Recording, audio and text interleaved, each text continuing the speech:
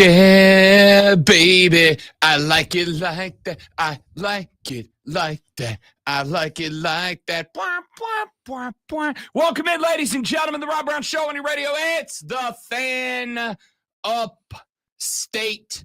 Hello to you, and how do you do, Upstate South Carolina? Hello, America. What's up, world?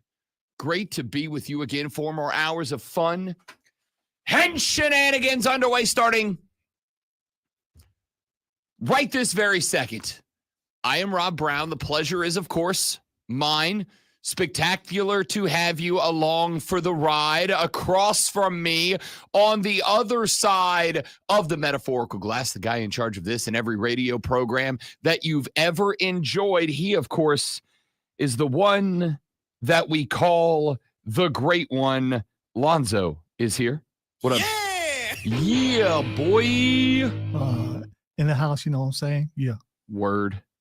We got a lot to get to today. But I want you to know, it is very rare that I'm going to dive right into sound right out of the gate. But, for a very long time, Lonzo, I have considered myself an elite athlete. Mm-hmm. I mean, pinnacle of greatness. I set the standard. Men see me and they say, I want to be him. Women see me and they say, I want to be with him. And I don't blame them. Is this on Rocket League or is this? Oh, okay. Just in general, people look at me and they go, that right there, that is peak performance is what that man is. I mean, listen to him. Pops onto the show at 6 a.m., got gas, got juice, got electricity, got energy, bringing it to you for 4 straight hours, all gas, no brakes, full send, YOLO, and yeet, as the kids say. And I want you to know that every now and then a professional athlete says something, does something that I look and I go, there it is, there's my proof that me, this guy right here, I could still compete if I wanted to. I could still be him if I wanted to. I could go out there right now and lay it on the line with the best in the world at what they do. No ifs, ands, or buts. Siwoo Kim is a professional golfer. Oh, okay. Because I thought you were going to play the much maligned and out of shape basketball player Luka Doncic. Yes. The fattest guy in the league. Yeah, 14 points on 5 of 14 from the floor, 5 boards, 4 assists in his Lakers debut. He's hefty. Yeah. If that's 270, I'm going to be on the cover of the Bodies issue next year if that's 270. But no. We're going to come to Luka here in just a little while. Siwoo Kim is a professional golfer on the PGA Tour. And he sat down on a podcast called the Subpar Podcast. Because it's a golf pun. Oh, no, I get it. Yeah, it's real good. It's very nice. Real good pod name. I came up with a good one last night. If anybody wants it, it's free. It's yours. You just got to bring me on as a guest every now and then. I don't know how anybody's not doing a college basketball pod called the Quad One Pod. It's right there. No, don't boo me. Siwoo Kim was on the Subpar Podcast, and they were asking him about a little habit that he has, that he participates in during golf tournaments. As there was one last weekend, we got the Genesis coming up. We're really starting to get our golf season picked up and underway. These two guys running this pod, the Subpar Pod, asked Siwoo about a story that's going on about how he handles himself during a golf tournament. And I want you to listen to this guy. And after he's done, you're going to be like, Rob Brown is indeed a peak professional athlete. Rumor has it you shot 31 on the back nine of the Players after having a Red Bull and an Advil PM. Does that work? What the hell is that, Siwoo? Advil PM during the round? Sometimes I got like too much caffeine, like addicted. So when I don't have caffeine enough, I'm always headache. So I always bring it with the Advil PM, and then it takes it like feel lazy, and sleepy, and I have to wake up. So I bring my Red Bull and drinks that wakes me up. That's a hell of a combo. Manny told me they're in like 15th place with 9 holes to go on Sunday. Mm-hmm. Red Bull, Advil PM, and watch the Manchester United game. on his phone during the back nine. He's in 15th place. This is why he's the greatest player in the He world. shoots 31 and finishes 6th. That's smart, though. You trick your body. Your body is like, do you want me to go up? Do you want me to go down? I don't know what you're telling me to do. So on a normal day, because you drink coffee too, right? Yes. How many coffees and how many Red Bulls? I used to drink coffee before 1 p.m. And get to the 1 p.m. started Red Bull like 3-4 until 9 p.m. But 3 or 4 on top of the 3 whole. You think that's why I didn't You're making me feel so good. That's why I didn't drink until 10 a.m. I got headaches so bad. Oh my God. How do you sleep? Yeah, when do you go to bed? But I can sleep go right away.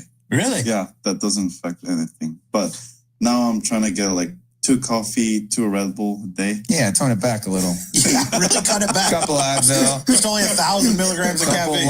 I've never felt so good about myself. My man says 3 coffees before 1, 3 Red Bulls in the afternoon. And if I'm feeling a little sore from being a professional athlete, I just trick the old body with a little Advil PM downer, mix it with a little Red Bull upper, and I'm out there shooting 31 on the back 9 at a major golf tournament. I got to tell you, I don't feel bad about stopping and picking myself up a Monster at 4:15 in the morning anymore. All right, please, people, do not listen to that and do that. I mean, that man's a professional golfer. Yeah, that guy's making 7 times the amount of money you and I will make in a lifetime in a weekend. Trying to trick your body, eventually it's going to catch up with you. And it's not a good thing to do. It's not. I mean, I'm going to live forever. Okay. I mean, I'm invincible. If you want to do the Red Bull thing and get your heart racing, I get that, but don't trick it by throwing in the PM medicine and going up and down. That's not good.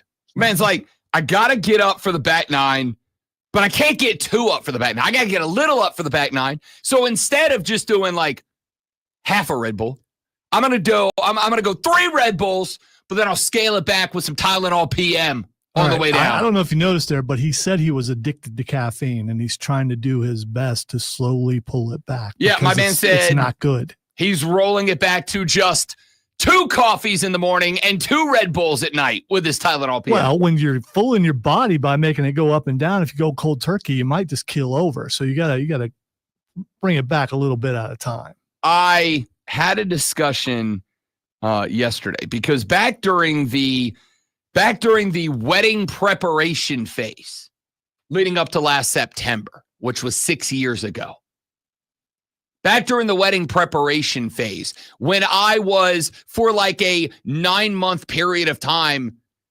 actually taking care of myself for the first time in a long time, I went on a run of no energy drinks. I wanted to run of no Monsters, no Red Bulls, no nothing. I wanted to like a good run, no sodas. It's pretty much just water. Mix it up every now and then with the little fruit juice or whatever. And that was kind of it for me. And when we got done with the wedding, we came back from St. Augustine and I was like, you know what? Like 8 months taking care of myself, felt real good. Dropped a bunch of LBs. I'm going to keep that streak alive, right? Like, why not go back? You've developed these healthy habits. Why not go back to it? Made it like 5 days before that 3:45 a.m. alarm clock went off. And on the drive here to the studio at bleep you o'clock in the morning, I was like, yeah, nah, this ain't gonna work for you, boy. Yeah, I'll just have one. Immediately recognize the sign of an addiction because I'm bargaining with myself on the way to work. I'll just get 1 Monster today. I'll just get 1. I'll just go buy, but I get the big one. I get the big one because that's only like 1.5 of the regular ones. So like that is not 2. It's just 1. I'm good with that, right? I'll just get the 1, and then like a handful of days later, I'm like, what the hell's the difference between 1 and 2, right? Like if you're gonna have 1, you might as well have 2. So I'll get back to 2. So, like 3 days ago on Saturday, the wife and I had a bunch of stuff to do over the weekend. Like I said, we've been kind of dealing with a little bit of an issue that we've kind of been nonstop taking care of, running around, having to go place to place to place to place to place, running errand to errand to errand, blah, blah, blah, blah, blah. And so on Saturday, it got to be like 7 o'clock at night, and we had to go somewhere and like be adults to do it. So as we left the house, I'm like, hey, I'm gonna stop at the corner gas station, get me a Monster. And she's like, how many have you had today? I was like, well, this is only number 3. But I've been up and at 'em since 5 a.m. on a Saturday. I don't get up at 5 a.m. on a Saturday, but I've been up since 5 a.m. on a Saturday. Had to get up, had to run a bunch of stuff, had to do the show. I had one in the morning, I had one during the Bet for the Cycle. I wanted another one at 7. And she's like, don't you think you should scale back a little bit? And I was like, what I think I should do and what I am going to do, very different things. Very different things. Yes, I probably should. Am I going to? Maybe when Lonzo and I get our national syndication deal for $1 million and get to call our time slot, not get up at 3:30 in the morning, then yeah, I'll probably scale back a little bit. But as of now, nope, not an option. And here I now feel better because Siwoo Kim is knocking back 3 coffees in the AM, 3 Red Bulls in the PM, popping a Tylenol PM, and then going to shoot 31, going to shoot 31 on the back 9 at Pebble Beach. I'm not trying to be counselor here. Elite athlete. Not trying to be counselor here, but maybe a sure sign of addiction rather is going and finding other people who have that addiction to justify your own. See, this guy does it, and he's fine, and he's at the top of his game. There's 6th. So it's okay for me. 6th place, man, dude. I mean, in a tournament with like 110 of the best golfers in the world, he finished 6th out of 110. Maybe if this ain't football where only one matters. Trying to fool his body, he'd have complete control of everything and not have moments of shakes or something, and could finish first. That's a quote from a non-golfer is what that is. Every hole gives you the shakes. That's golf. I've golfed before, but there's no way I would do it, on some sort of stimulant. That's true. Never mind. I'll leave that right there. It's usually not a stimulant that Rob Brown is knocking back on hole number 3. Here's the problem. Well, I get that. Mellowing out to do that, probably a good move. Getting hyped to go golf, unless it gives you like an extra feet on your drive when you're on the green. Amen. Being all and having to force yourself to slow down, that's probably a bad move. See, I get it because my best drive leaves me in a range that sticks me between clubs on a par 4. It sticks me like between a 7 and an 8 iron, which is a bad spot for me to be in. So I have 2 options, which is 1, I can pull back on the drive a little bit and I can drop it where I know it's a 7 iron. Or number 2, I can yeet that thing into the sun and try to get up to where it's a short 8, maybe a long 9, feel a lot better about shot number 2. And Zoe, come on, man. You and I both know if you have 2 options, 1 is get up there and just kind of let the gravity do the work and hit the ball, or 2, get up there, hulk out, and try to put that thing in a low Earth orbit. You and I both know what we're both doing, which is trying to knock the cover off the ball.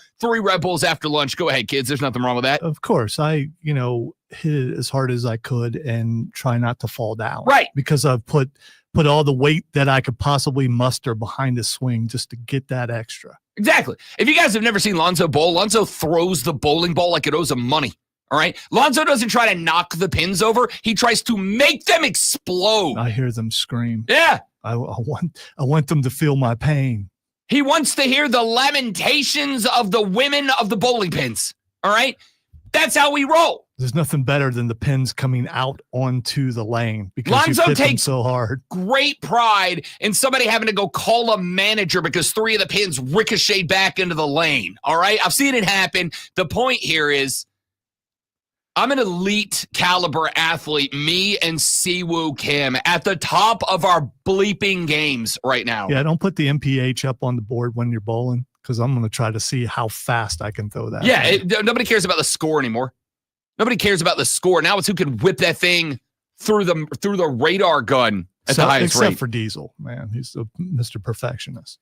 All right, we got a lot to get to today on the show, ladies and gentlemen, and we are hitting it full speed ahead. We've got, obviously, continuing fallout from Super Bowl licks down in New Orleans, Louisiana. We've talked all about the score, the X's, the O's, the Jimmies, and the Joes. So today, let's begin our conversation about what this means for the future, for the Chiefs, for the Eagles, for the AFC, for the NFC, for the NFL at large. We're going to get into that later up on the show. Obviously, this is where we kind of develop our sports chameleon eyes, because we got one looking over here at the postmortem of football season and one starting to look ahead over here to basketball season. Clemson fans, they may need 3 coffees and 3 Red Bulls if they stayed up last night to watch Los Tigres beat the ever-loving out of North Carolina. 20-point dub at the crib for Brad Brownell and the boys. Let Brad cook. Clemson, I'm not saying you're a lock now, but you are. So we'll talk some college basketball coming up, get some NBA. As Lonzo brought up a few minutes ago, Luka Doncic making his debut for the Lake Show last night. Didn't go for the triple-double I called him for. Did have a pretty good game overall. Not good, not great, not bad, not ugly. Just went out there and kind of did Luka things, trying to learn his role in the team. We'll talk about that and more. It's all coming up with me, with Lonzo, with you, with the Rob Brown Show on the Fan Upstate.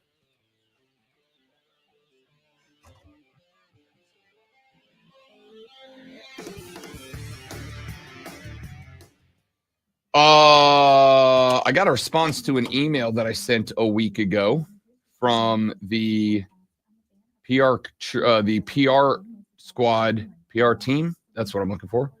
The PR team for 3-time NASCAR Sprint Cup champion Joey Logano. And they said that they'd be happy to get Joey on the show, but they need to get a couple of weeks into the season before they do. So hopefully by the end of March or so, we'll have 3-time Joey Logano on. Should just be great. All my habits are healthy habits. Mike, I'm not dead yet.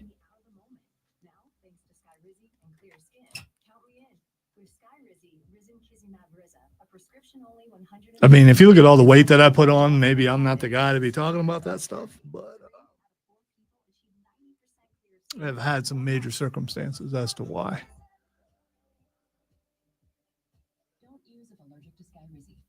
Allergic reactions and an increased risk of infections or a lower ability to fight them may occur. Before treatment, your doctor should check for infection and tuberculosis. Tell your doctor if you have an infection or symptoms such as fever, sweats, chills, muscle aches, or cough, or if you plan to or recently received a vaccine.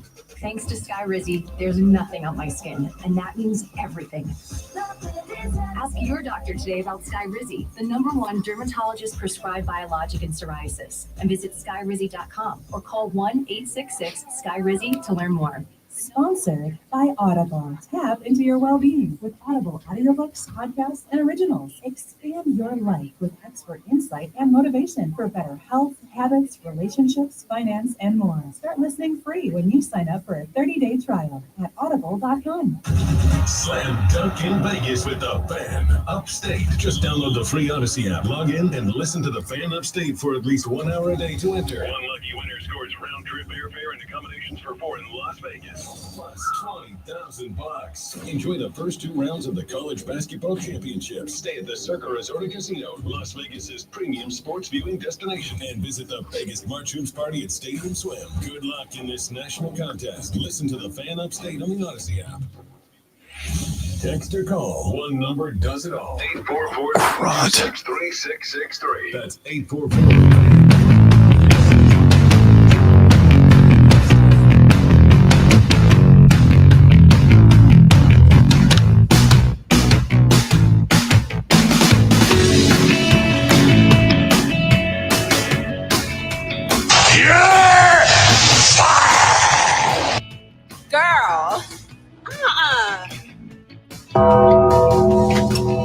I'm a winner. I know how to win. Listen, I was adulting. I don't like it. It's been an adventure. Welcome back, ladies and gentlemen, the Rob Brown Show on your radio. It's the Fan Upstate. Rob the Great Lonzo with you. What's the future of the National Football League? Now with Super Bowl licks in the rear view mirror. I got into this discussion yesterday on the show. And NGL kind of wants you guys' opinion on this. I think we are about to see a changing in the National Football League philosophy, psyche, paradigm, other fancy psychological words about where we're going here. I am intrigued to see what happens with roster construction of teams moving forward. And here's why. Obviously, the Kansas City Chiefs for a number of years now have been the dogs, like them, right? We're going for a three-peat this year. Didn't get it. They are coming off of back-to-back Super Bowl victories, and they've been a pretty good squad. But this year, Philadelphia was just clearly the best team in the postseason. Just clearly was, right? Had themselves a little bit of a dogfight early. Went out there, hammered Washington in the NFC title game. A Washington team that, by the way, went to Detroit and beat the Lions, who were the odds-on betting favorites to win the Super Bowl out of the NFC. Instead, it ends up being the Philadelphia Eagles. I was scrolling around yesterday. The social media landscape, and I came across a take from a cat by the name of Aaron Torres. Now, Aaron Torres is known for his work covering college basketball. But much like everybody else in the media landscape, got to have a pod. And Aaron Torres has a pod. And he talks not just college basketball, he talks everything on his podcast. He got into it yesterday, Lonzo, and I'm kind of curious as to how you fall on this conversation.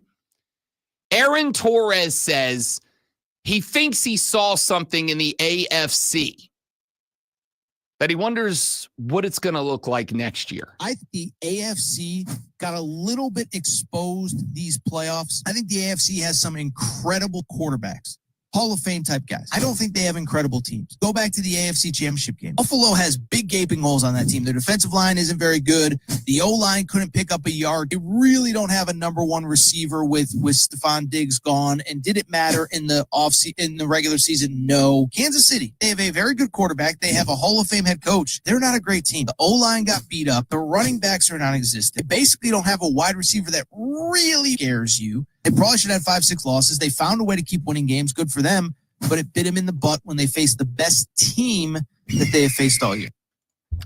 The Eagle sound effects at the end was oh no, that was touch. Hey, touch. I'm an Eagles guy. Let me talk about how bad the AFC is. First of all, injuries occurred a bunch on both Buffalo and Kansas City, and that's the reason why they were not at full speed at the end of the season. So but they were in the playoffs. It doesn't matter. I mean, he's making it sound like it's a bad team. It's, first of all, Buffalo and Kansas City both lost players. Kansas City was a mash unit the entire season and only lost 3 games at the end of the year and made it to the Super Bowl. This is front runner people talking about, my team won. Let's talk about how bad everybody else's is. Not accounting. Aaron Torres is not an Eagles guy. Yeah, well, why put the Eagles thing in there? That's it. Because they were the best team in the postseason. Or maybe he's just anti other teams, so trying to rub it in. It's do some more research before you say stuff like that, because it makes you look bad. It's embarrassing. Okay. my landing spot was this. I think he's overreacting a little bit on an overreaction Monday. I think he's over. This was from yesterday. That's why I say it. I'm very aware it's Rob. The Tuesday. Chiefs are done. We've already heard that. We've heard other AFC teams are done. Philadelphia for the ever. For the ever. Come on, people. I get you're supposed to overreact and give takes that get, this kind of reaction. But don't make yourself look dumb. And that's what he did. To do some research and look into these teams that you're saying are constructed bad and all this kind of stuff, and find out that maybe there were some major injuries on those teams. So, okay, let me look at this team by team, because I do think if he's going to say the AFC as a whole got exposed, then I think we got to look at the teams at the top of the AFC. I would start with the team that was in the Super Bowl. I would start with your team. I would start with the Kansas City Chiefs. And the Kansas City Chiefs themselves said, coming into the playoffs, certainly coming into the Super Bowl, that was as healthy as they had been all year. So to me, I think it's fair to break this down not by what happened in the regular season, but by what happened in the postseason. Because I think you did get the healthiest Buffalo you'd gotten all year. I think you got the healthiest Baltimore you got all year. I think you got the healthiest Kansas City you got all year. And I think it's fair for the sake of arguing this take, I think it's fair to look at the postseason. What I would say about Kansas City is this. Last week when we were going through our Super Bowl prep preview and breakdown, I said a number of times that if you really look at these two teams on paper, there was one position on the football field where I felt Kansas City was a better football team, and that was quarterback. That's Patrick Mahomes over Jalen Hurts. And by the way, Jalen Hurts flat out outperformed Patrick Mahomes. That's not a hot take. That's just what happened. Listen, wow, I'm having a bad week.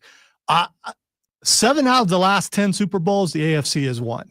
The AFC will win there's a pattern. The AFC will win 2 years. The NFC will win 1 year. The AFC will win 2 years. The NFC will win 1 year. NFC is not back and dominant and all that kind of stuff. It's just following a pattern. Do some research, fella, whatever your name is. So when I look at the teams that came into this playoff representing the AFC, we talked all year about the Buffalo Bills. I talked all year about how they spent the majority of the season with Keon Coleman as their number one. That's a rookie out of Florida State. Good player. Raw. Not a lot of polish. Not a lot of crisp to the route. It was going to be something he had to work on. And on top of that, because of the way that Josh Allen plays football, similar to Patrick Mahomes, you don't play a traditional wide receiver where it's, here's the route you run, here's your landmarks. It's a 7-yard in. When you get to 7 yards, you cut in. With a guy like Allen, a guy like Mahomes, hell, a guy like Lamar Jackson, it's not really so much 7 and in as it's at some point there's an optimum spot for you to break in, and that's where you break in. And that may not be something that a rookie picks up, and that's who he had as his number one until they added Amari Cooper. When they added Amari Cooper, let's keep it a buck. Amari Cooper was like fine, but Amari Cooper did not look like Amari Cooper. When the trade got made to get Amari Cooper to Buffalo, a lot of us were like, uh-oh, Josh has got his guy. But Amari Cooper never really looked like that guy. So I would be fine to say, and I do think there is some level of we hang this on Sean McDermott, but I would be comfortable saying the Buffalo Bills had a very average roster that got dragged by Josh Allen to success or close to it. The Kansas City Chiefs, like I was saying, you go compare them on paper with the Philadelphia Eagles. There was one spot on the football field where they were clearly the better team, and that's at quarterback. And even in this game, Jalen Hurts was a better quarterback than Patrick Mahomes. In this game, not overall, in this game. But everywhere else on the football field, defensive backs, Philly was better. Linebackers, Philly was better. Defensive line was probably about as close as it got, but that's because Kansas City had Chris Jones, not the entire defensive line. Entire defensive line, I'd say Philly was better. Philly had the best offensive line in football this year. That's not a conversation. That's a statement of fact. Wide receiver core. Yeah, I like the addition of DeAndre Hopkins. We're going to be talking about him later on in the show. I like the addition of D-Hop. They got some talent over there, young talent, guys like Sky. But I got A.J. Brown over there. I got a Heisman Trophy winner at wide receiver. The first wide receiver to win it in, 30 years? Wide receiver, they were better? I would say, yes, Philadelphia had the better constructed roster, even if they didn't have the best quarterback. And then there's Baltimore. Baltimore might be the one exception. I really think Baltimore had a very well-constructed roster up and down, top to bottom, right and left, and they just got beat by Buffalo. Then I look on the other side at the NFC. I look at Philadelphia. We spent last week, despite the fact that I allowed the national narrative to convince me never bet against the Chiefs, even though I sat there for a week saying Philly's built to beat KC. I talked myself out of that pit going with the narrative. That's on me. That's my bad. Philly has a well-constructed roster. How we feel about Detroit? You want to talk about a team that we could chalk up, circle, and say injuries? Detroit. Detroit was bagged up. Not only was Detroit banged up, but Detroit was banged up going into that game against the Washington Commanders in the NFC divisional round. And they were losing guys in that game. Would they lose 2 starters in that game? That's a team that's banged up. But I would make the argument the Detroit Lions have a spectacular roster in terms of construction. I would say that Torres's take is probably dramatic. It's probably over the top. It's probably a little aggressive. But I don't know that I would say it's flat out wrong. It is. I apologize that we're even talking about this guy. Wow. How does he even have a job? Because he's very good at it. Lazy, so lazy. Let's see. It's after a Super Bowl. Let's do this. Everyone is slamming the Chiefs in the AFC. Let's jump on that. What if he's right? Let's look at analytics. Let's look at numbers. I just gave you a trend, but you're ignoring that. And we can go back and let's look at odds for Super Bowl next year. Kansas City and Philly both have the highest odds to make it to the Super Bowl again, which happens probably every year. Immediately after the Super Bowl, the 2 teams that were in it have the best odds to be back. Yeah, and the NFC team never does it. But the NFC is better constructed according to you and that dude whose name I keep forgetting. Aaron Torres. Okay. Here's what I would Lazy say. Torres. Yeah, that's yeah. Well, us lazy guys like to hang together. Me, him, and Siwoo Kim. We like to hang together. Oh, he ain't lazy. He's just hyped. How do you think he gets hyped? You can keep trying. I hope you get an endorsement. I mean, I really do too. I mean, if anyone in the building could endorse that product, it would be you. Hey, Monster Energy Drink, I'm available for endorsement. You are the fuel, the fire. You are that which I desire. So I would make the argument, and I think Aaron Torres does. Like I said, I think he's a little dramatic about it. I would make the argument. There is no question that at the top of the AFC, the quarterbacking is better. Mahomes, Jackson, Josh Allen. The quarterbacking is better.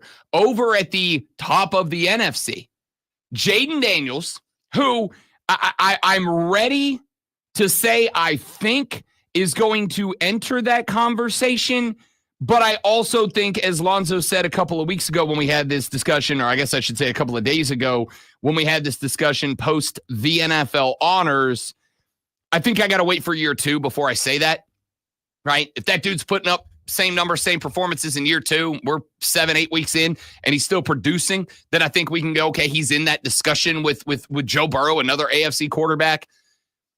That's another team, by the way, Cincinnati. Phenomenal quarterback, good wide receiver core, very poorly constructed football team. Just a really bad defense. I mean, I would even argue that while they have a bunch of talent on the offensive side of the football, it's not a part of having a really well-constructed football team is having an offense that works well together. Joey B works well with anybody, but the rest of the offense as a whole never really clicked. That was part of the problem. I think Aaron Torres has a point. The quarterbacking is definitely and obviously better in the AFC. But I think Philly, I think Detroit, I think Washington are all San Francisco, although they've got some work to do. The Los Angeles Rams, the teams that are at the top of the NFC, I actually agree are better teams, but quarterbacked by less talented quarterbacks, and there's a balance that they got to find. All right, what do y'all think? Yes, no, crazy take from Aaron Torres and Rob Brown, lazy take from Aaron Torres and Rob Brown, or do we have a point? We'll keep going back after this on the Rob Brown Show on the Fan Upstate.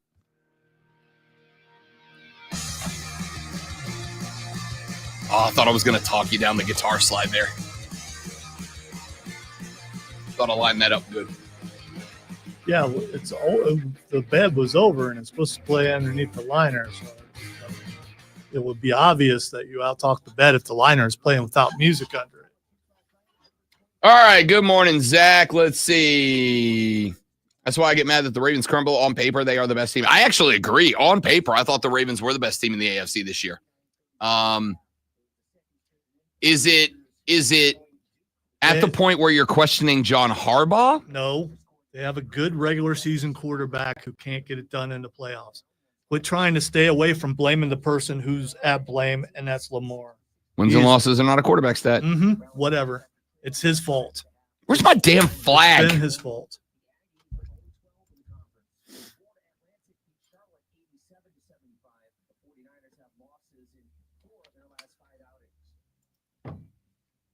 Okay, I don't know what you got angry about, whatever that is you can't find. My flag. Flag for what? Oh, that flag. I just realized I have not gotten an update on my flag. I just didn't think it was real, so I thought it was a metaphorical flag. I got a literal, just like from the same company. I got that one. I got to find it. Maybe they went, that's not real. I'm not sending that. I don't care if he did pay for it. Wouldn't that be messed up? You paid money for a flag or something, and the company goes, "No, I'm not doing that." I have. You ever gotten scammed online? My wife has. I have. I'm ashamed to say I have. You got scammed? Yeah.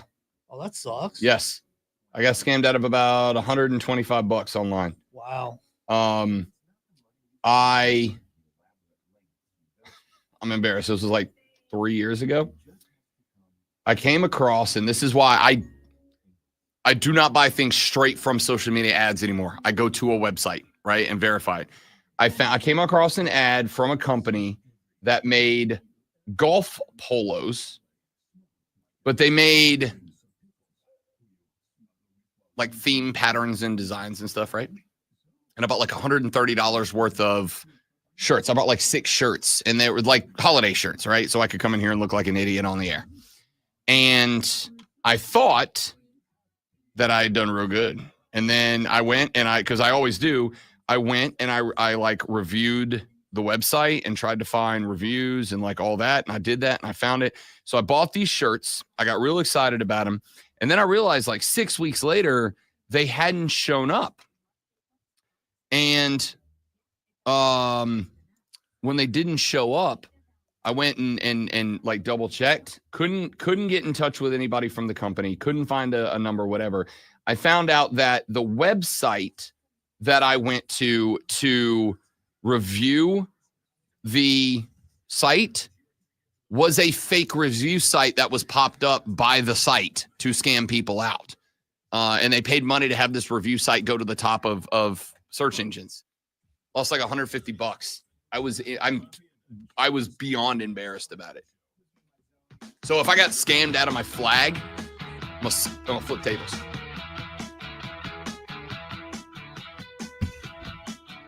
During the break, I remembered, those of you that watched the live stream, facebook.com/TheFanUpstate, The Fan Upstate on YouTube, The Rob Brown Show on YouTube, on Facebook, and on Twitch.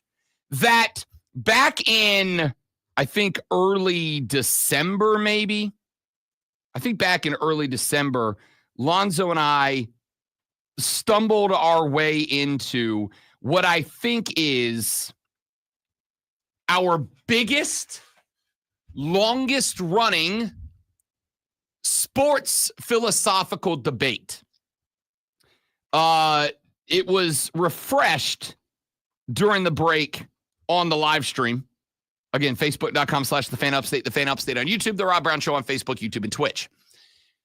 Because we got to talking about the conversation that we had on the air before we went to break. Aaron Torres had a take. I think it's a probably over-dramatic but not inaccurate take that the teams at the top of the AFC are teams that are built reliant on their quarterbacks versus the teams at the top of the NFC, which are built to be well-rounded football teams that can win with average or above average quarterbacking. Now, I think Philadelphia is kind of interesting in that they did build themselves that way around Jalen Hurts. However, for some reason, Jalen Hurts is like Jimmy Butler. When the playoffs roll around, the underoos go on the outside of the tights and the cape goes on and he turns into Superman because reasons. I think Philadelphia still fits into that category, yet is going to occasionally get fantastic play out of Jalen Hurts. But I look at Detroit. I really like Jared Goff. I like Jared Goff a lot. Am I putting Jared Goff in the discussion with Josh Allen, Patrick Mahomes, Lamar Jackson, Joe Burrow? No. He's good, but he ain't in that A tier of QBs. He's in like a B tier, maybe a C plus, B minus tier, but he's in that mix. However, this Lions team is very well built from a team perspective.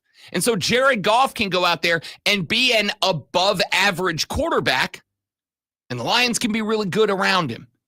The Minnesota Vikings, they've made now not one, but two average quarterbacks in a row look like all pros. They made Kirk Cousins $100 million man. What happened when he got to Atlanta? Decent start to the season, absolutely fell off. Now, Kirk did say the other day, and I don't remember if we got to this in anything more than passing, and that's probably on me, but Kirk did say the other day that around week 8, he took a shot in a game against the Saints that messed his shoulder and his elbow up, and that he never really was able to get his throwing arm right, and that's kind of what led to the inaccuracy issues that led to him being benched and Michael Penix Jr. stepping on the field. We never talked about that, and because I would have brought up why wasn't that on the report? Aren't they obligated to put that on an injury report, which makes it look like either he wasn't really injured or they were hiding the injury? I think so like week 9, week 10, he was, but it was like listed as probable, never like in doubt if he's going to miss time or not. But I also think to some degree, the impression I got from his interview was he was kind of keeping it quiet a little bit, right? Like he wasn't saying anything to anybody. Because I think we might have had a different view on Kirk Cousins taking a seat, getting benched for Michael Penix Jr. Had we known that he was playing through an injury to his elbow, and he said it was his elbow and his shoulder that got messed up. Either way, got benched, they moved on. He made $100 million from the Atlanta Falcons because the Minnesota Vikings are a team that is built as a team to make a quarterback look good. Sam Darnold was in the mix for MVP for weeks. He was in the mix for MVP. And then he just fell off.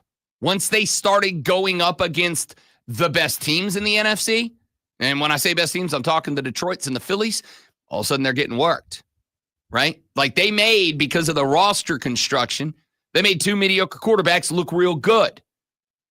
What do you think the Minnesota Vikings, I mean this sincerely, think about this for a second. What are the Minnesota Vikings if I put Josh Allen on that team? I'm not kidding you when I think he goes for 5,500 plus yards. If I put Patrick Mahomes on that team. And then gets to the playoffs and somehow loses to a team that, I don't think so. If I put Patrick Mahomes on that Vikings team wins a Super Bowl this year. Honestly, like they're untouchable if I put him on that team. If I put Lamar Jackson on that team, they win a Super Bowl. Why are you picking all AFC quarterbacks? Because that's the focus of the conversation here. The focus of the conversation is that the quarterbacks at the top of if I put Joe Burrow on the Vikings, this I say, I mean this. Joe Burrow on the Viking goes for 6,000 yards. What if you put Jaden Daniels on the Vikings? Super Bowl contender. Okay. Honestly. I just Super Bowl contender. Picked a random NFC quarterback. It's a good one to pick. I think it's a good one to pick, but I've also been saying since he won a Heisman, Jaden Daniels is the future. And oh, by the way, Rob knows ball. He's the future. Jaden Daniels on that team this year. Someone that you've been supporting all year, so you couldn't downplay the fact that he was an NFC quarterback and could win. I'm not downplaying anything. Okay, listen, right, the reason I think that Washington has a wildly bright future is because now they've got a franchise quarterback on a rookie contract. What's that allow the Commanders to do? Hey, JD, who do you want, dog? You think the Washington Commanders aren't a dominant free agent landing spot this year? How many give T. Higgins the option right now? Sincerely, I mean this. Think about this. Y'all been asking for T. Higgins to come to Charlotte. And it'd be great. That'd be great for BY. And I think there's got to be some interest there. But I want you to look at this without your tinted glasses of whatever shade they are. I want you to put yourself in T. Higgins' shoes here for just a minute. What team you want to go play for right now? The Carolina Panthers or the Washington Commanders? The team that was in an NFC title game this year? The team that has a quarterback who just won Rookie of the Year and didn't just win it but dominated it? Or the Carolina Panthers? Well, Rob, it depends on who offers the most money. I mean, if that's his primary consideration, then yeah, that's fair. Here's the fun thing. Jaden Daniels, franchise quarterback, rookie contract. I'm not saying, in fact, I'm gonna go look right now. Let's see, NFL salary cap situations today. Let's see where everybody's at. Because, okay, just for funsies, Lonzo, just for funsies, what team has the least cap space in the NFL right now? Jaguars. No, it's the Saints by a lot. But put that aside for a minute. I was thinking the opposite had the most. I'm sorry. The most cap space in the NFL right now belongs to the New England Patriots, who have $120 million in cap space. Was that like room for like two people? $120 million. If they get two people, they're going to be all right. The Raiders have the second most cap space with $92.5 million in cap space. Guess what team checks in with the third most cap space in the NFL? Primarily because their franchise quarterback's on a rookie contract. Yes, indeed, ladies and gentlemen. If you guessed the Washington Commanders, you are correct. $78.1 million in cap space. Where are the Carolina Panthers? You got to look down towards the bottom third. They have $20 million in cap space compared to the Commanders' 78. So even if you got into a bidding war and the Commanders drove up the price, not only do they have the cap space to outbid you, they have the cap space to outbid you and then go get two more guys. So not only are they a more prime destination, you guys know I love BY. I've been the only Bryce Young defender in the freaking state for a year and a half now. Well, maybe in the country. Maybe in the country. Aside from his parents. Yeah, been the only one. Because again, Rob knows ball. Been defending this guy for a minute. And I still think he is going to be exceptional. And I think that you saw him start to look like a dude as this season progressed, without a doubt. And I think there is, if you are an NFL free agent, and if Carolina is willing to pay you, there's absolutely some level of attraction to come play in Charlotte, North Carolina with Bryce Young under the Dave Canales system. No doubt about it. But here's the thing. If I'm an NFL wide receiver free agent, which is how I think Carolina addresses that. I think I'm drafting all linemen, and I'm trying to get me some skill guys out of the free agency pool.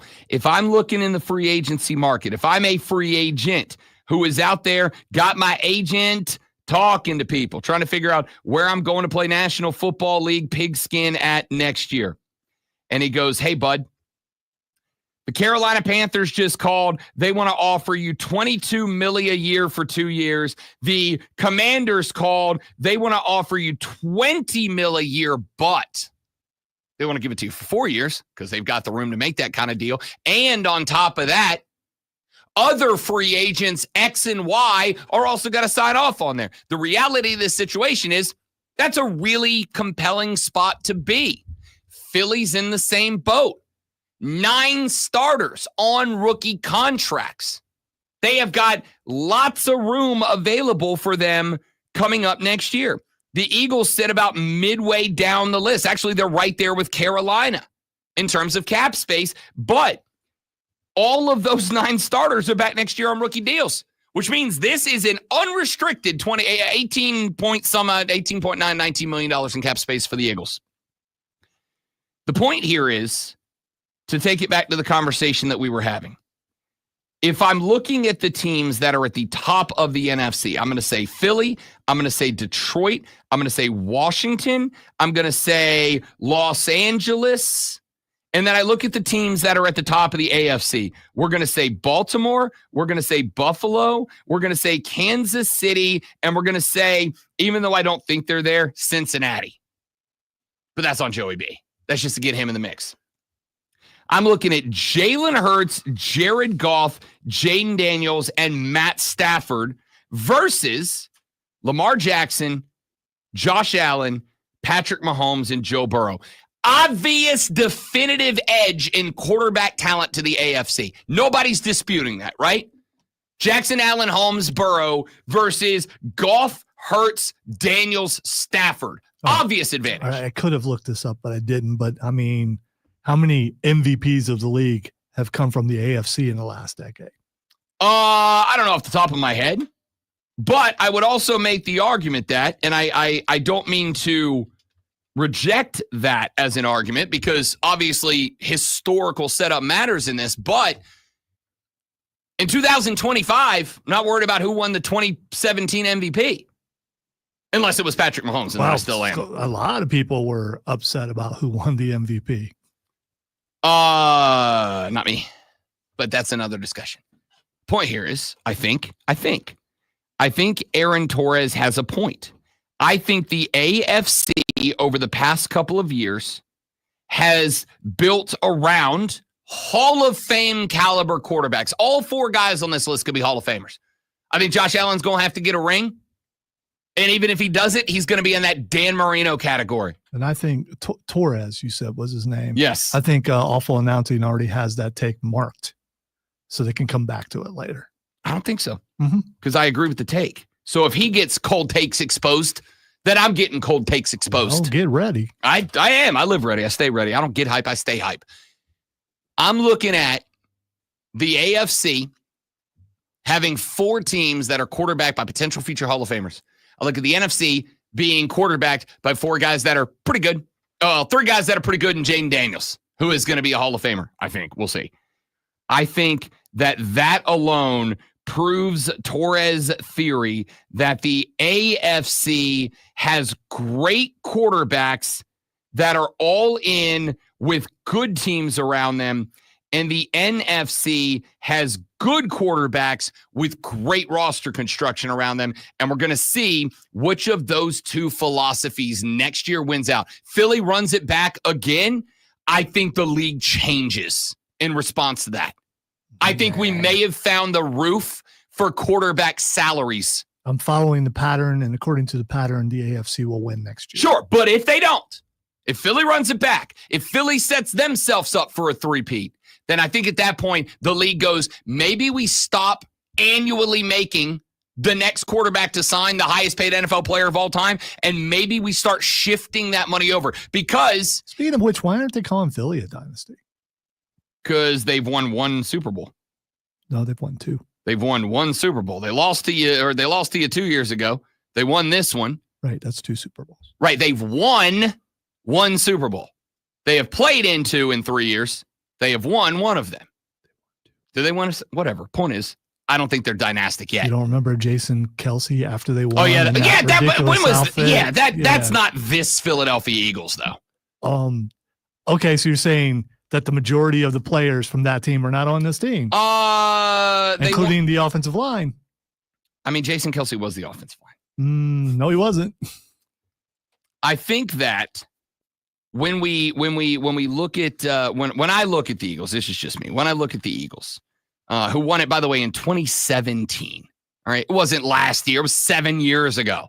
That's not this. I think dynastic means if you're going over 7 years. Okay, when did Kansas City win their first one, and then the dynasty supposedly started? Was it like the next year? It was like what you've been to. He's 3-2. He's been to 5 out of 7. Yeah, that's dynastic.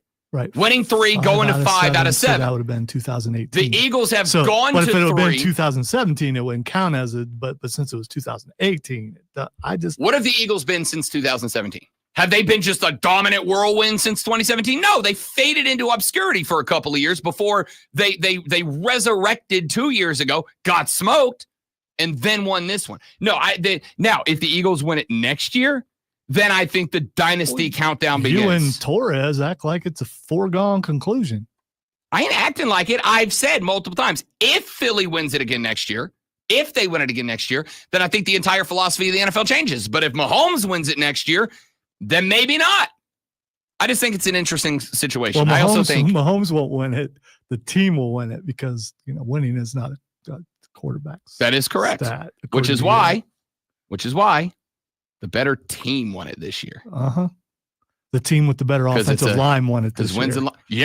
Yeah, which is part of because Kansas City's team was which is part of line. The two years that they lost, their offensive line was injured, and the offensive line is part of. Yeah, well, anyway, the team. You've already admitted that the quarterback was a winning stat right there. We can go back and we can prove that you did that.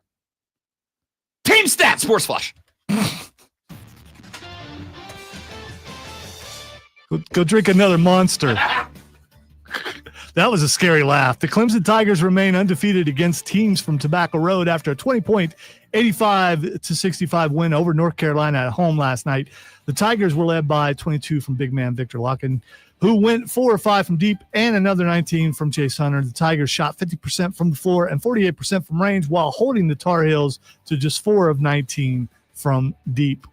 Former Maverick Luka Doncic made his debut for the LA Lakers last night, recording 14 points, 5 rebounds, and 4 assists in a 132-113 win over the Utah Jazz. LeBron James had 24 to go with 7 boards and 8 assists. The Lakers shot over 54% from the floor and only 11 turnovers on the night. Tune in tomorrow night at 6:30 as the Furman Paladins take on the Mercer Bears. Furman versus Mercer, right here on your home for Furman Paladins basketball, The Fan, Upstate.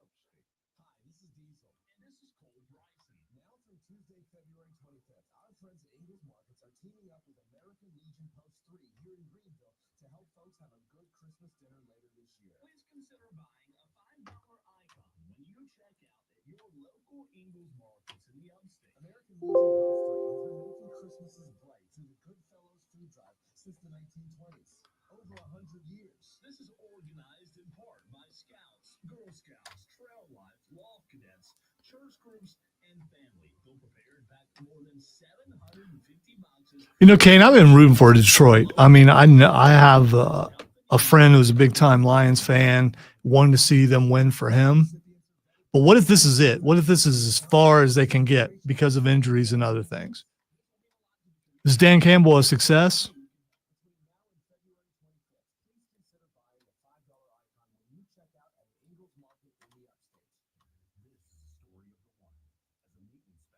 So if I recall, I think Detroit was picked to win, to at least go to the Super Bowl this year at the beginning of the year. A lot of people were on that.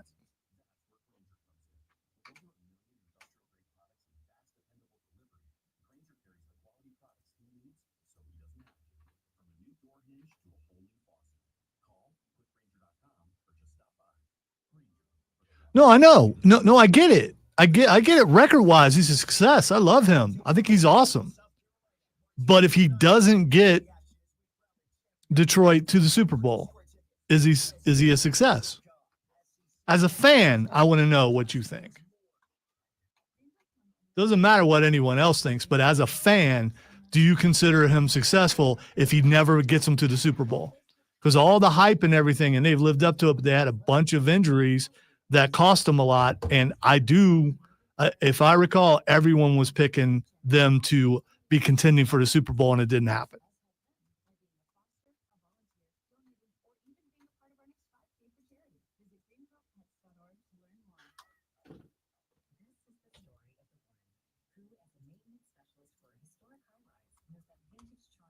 And I believe Philly was picked to be down this year. No, I know, but injuries are part of the game. That's why I'm saying, as a fan, if he never gets you there to the mountaintop, was he still a success?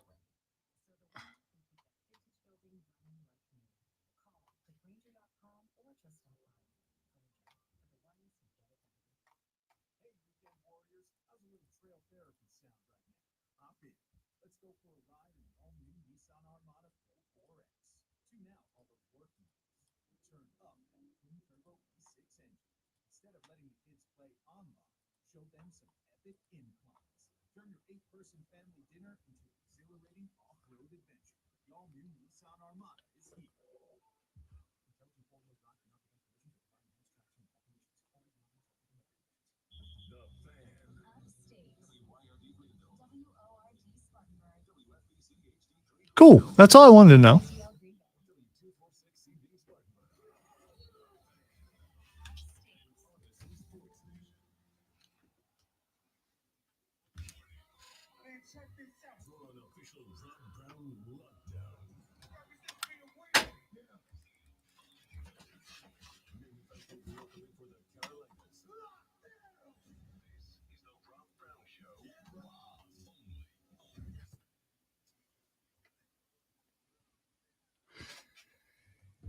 And off we go into our numero dos. The Rob Brown Show's on your radio. It's the fan upstate, Rob Brown, the great one, Lonzo, and you. 7:01 in the AM portion of the day. Getting your day started like 3 Red Bulls and a Tylenol PM right out of the gate, baby. If you don't know what I'm talking about, go back and listen to the opening segment of the show later on today by going to thefanupstate.com. Go over to the podcast section, dropping it down, clicking on the Rob Brown Show, and all 4 hours of the radio broadcast get posted at the show's conclusion. You can go back and listen to them on demand, but that's okay because I'm probably going to play the sound again later because Rob Brown, like Siwoo Kim, is a top-level, top-tier, A-class professional world athlete. Siwoo Kim said 3 coffees before noon, 3 Red Bulls afternoon, and if he's feeling a little janky, a Tylenol PM to level himself out. I am also a world-class professional athlete, Siwoo Kim. You and me, buddy, we got this. So how many monsters in is it going to be before you actually play the cut again? You're going to be 3 in? I think this one is going to carry me the rest of the day. I'm feeling pretty good today. Feeling pretty good. I did stay up late last night to watch the Luka Doncic debut with the LA Lakers, which we're going to be talking about here in just mere moments in the water cooler cheat sheet. And I recorded it and watched a good portion of his playing time this morning. Yeah, because he sat down fairly early in the second. Yeah, I thought that there was one of 2 ways that was going to go. Luka Doncic was going off for like 45, 14, and 10, or Luka Doncic was going to play like 20 minutes, get 14, 8, and 3, and then check out because they got to kind of feel out how he's going to work. But you saw some Luka. You saw some step-back threes. You saw him attacking the rack, dishing out some dimes. I think you saw Luka Doncic last night. I know we're going to get into this, but what we saw is the Lakers are actually a pretty good team. I tried to tell you before they got Luka. I was talking about that before they got Doncic. Then they got Doncic. You know what? We are going to talk about it because that is item number 1 on the water cooler cheat sheet. The top 3 sports stories you need to know, which we bring to you now. Are you ready for the playbook of the peculiar, the almanac of the absurd, and the encyclopedia of the extraordinary? Well, you better be, because we're diving headfirst into the 3 top stories that will have your coworkers say, "Great, you guys, I'm going home." Or they take their first bathroom break. No. Here we go. Welcome to the water cooler cheat sheet on the Fan Upstate. Water cooler cheat sheet, top 3 sports stories that you need to know before you get to the office this AM. Start talking sports with your co-workers. This is what you will be talking about. Let us kick it off with item numero 1. That's what we were just talking about. Luka Doncic makes his debut with the LA Lakers last night. Luka Doncic recorded 24 minutes, went 5 of 14 from the floor. Just 1 of 7 from range last night. Did end up with 14 points, 5 boards, and 4 assists on the night. His plus-minus number was plus 15, which I like that stat a lot. That's one that I follow quite closely. I think plus-minus to me is I'm not saying it's as important as points scored, but it's a far more accurate reflection of what you added to the basketball game. Plus 15 in the plus minus. There was only, I think, 3 players that had a higher plus minus, one of whom was LeBron James. 24 of 10 of 17 from the floor, 3 of 7 from range, had 24 points, 7 boards, 8 assists in the game last night. Did King James. I said yesterday on the show that there was one of 2 ways that the debut for Luka Doncic was going to go. It was either going to be like a triple-double out of the gate because he was going out there to give a big old fat you to the Dallas Mavericks, or he was going to play 20, 21, 22 minutes. He was going to have a solid plus-minus night, and, because it's going to be a work in progress. It's not that he joined the Lakers. It's that he joined the Lakers midway through the season and at a point where the Lakers were kind of hot. They won like 11 out of 13 before they picked up Luka Doncic. It's kind of one of those things that you go, okay, we got to get him in the rotation. We got to give him some PT. We got to let him start figuring out who he is in this team and who this team is with him on it. At the same time, if I'm JJ Redick, I don't necessarily want to do too much tinkering with a team that had kind of found a little bit of a groove. So we got a little bit more of the latter with Luka checking in for 24 minutes. Did get the start, wrote it out, took the pine early, did some spot minutes here and there the rest of the night. Speaking of which, real quick, all of you LeBron ego people, did you see who was introduced last for this game? Luka Doncic. That's right. Luka Doncic. There was a spot before the game, and I couldn't find clean enough audio of it to play it, but the camera was over in the or just outside of the Lakers huddle before they broke to come out onto the floor to start the game. And LeBron was in Luka's face, and he said, "You do you." He said, "Don't try to fit in, just be you. And play your ball, and we'll play to you." And I thought they did. I will say that I'm unsurprised that it was I'll say average shooting night, probably below average for Luka Doncic. Went about 40% from the field, but just 1 of 7 from deep. Luka, well, he obviously plays road games. Luka Doncic has been dialed in the Mavericks gym for years now.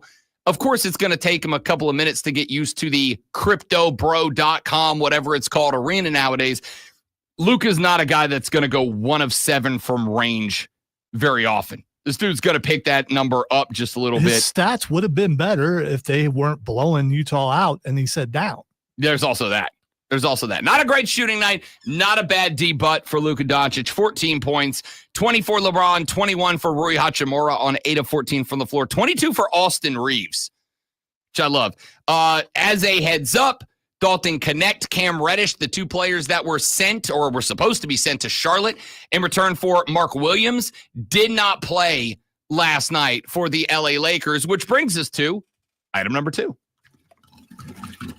Speaking of the Charlotte Hornets, speaking of the Mark Williams trade, we didn't get to this yesterday because obviously we were Super Bowl heavy, but if you missed that story, the Lakers made a trade because Luka and LeBron and JJ Redick, they want a big man. They want a 7-footer. They want a dude to patrol the paint, and they thought they had it when they made a trade with the Charlotte Hornets to bring over Mark Williams. And then the interesting part of the story broke. Mark Williams flew to L.A. The players that L.A. sent to Charlotte in return, rookie Dalton Connect, vet Cam Reddish, a first-round pick and a pick swap, they got to Charlotte. And then the Lakers sent out a statement a couple of hours later that said that Mark Williams failed the physical that they gave him and that because of that, the trade was being rescinded. Mark Williams was headed back to Charlotte. Cam Reddish and Dalton Connect headed back to Los Angeles, California, IA. Well, the Hornets have since disputed that Mark Williams should have had his physical failed. By the way, very awkward moment after this trade was rescinded due to the failed physical, the alleged failed physical. The Hornets put out a statement that was like, we're making moves best for the team, but we are just so happy to have Mark Williams rejoin this team. We're thrilled to have him back. We're ecstatic about him being back on this roster. It's like, you traded him like 14 hours ago, bud. You sent him out of town like 14 hours ago. Like, I get it's a business first for sure. But maybe don't. But that's just me. Anyway, the Hornets have apparently been in conversations with the league disputing the Lakers' claim that Mark Williams failed a physical, effectively saying there is no reason to have failed him. The Lakers basically saying that they knew that he had a busted wheel, but that there were multiple other issues, which makes sense. Mark Williams has played like 7 games since he got traded to the Buzz a couple of months ago. Because the trade was rescinded after the NBA's trade deadline, the Hornets and the Lakers were unable to discuss a change in the terms of the deal. The thought was there could be, depending on if a third party was brought in to conduct their own physical of Mark Williams, if it turns out that the Hornets knew that Mark Williams was going to fail because of multiple issues and didn't disclose that information to the Lakers, then they could be penalized up to including losing multiple first-round draft picks. But there's also the thought that if the Lakers are using a failed physical as an excuse because they made the trade and then they're like, actually, we regret this, we don't want to do it, so we'll just fail them on the physical, they could be penalized for that decision. So the NBA is probably at some point going to launch an investigation into this. We'll find out. Either way, the Hornets are disputing the Lakers' claim that Mark Williams would have failed a physical. Let's get to item number 3.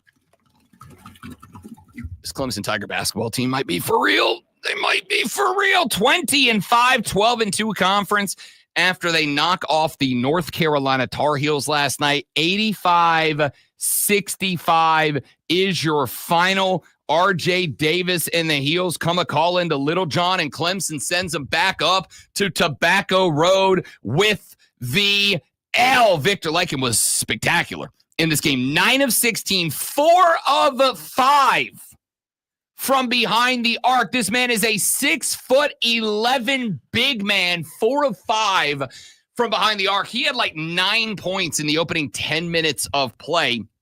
The dude was dominant. We had John Blau on the show yesterday, covers the Tigers for the Post-Courier. I said, look, what will it take for Clemson to beat North Carolina? What will it take for Clemson to get a spot in the tournament? And if they are going to make another run in it, what do they have to do? Who needs to be the key?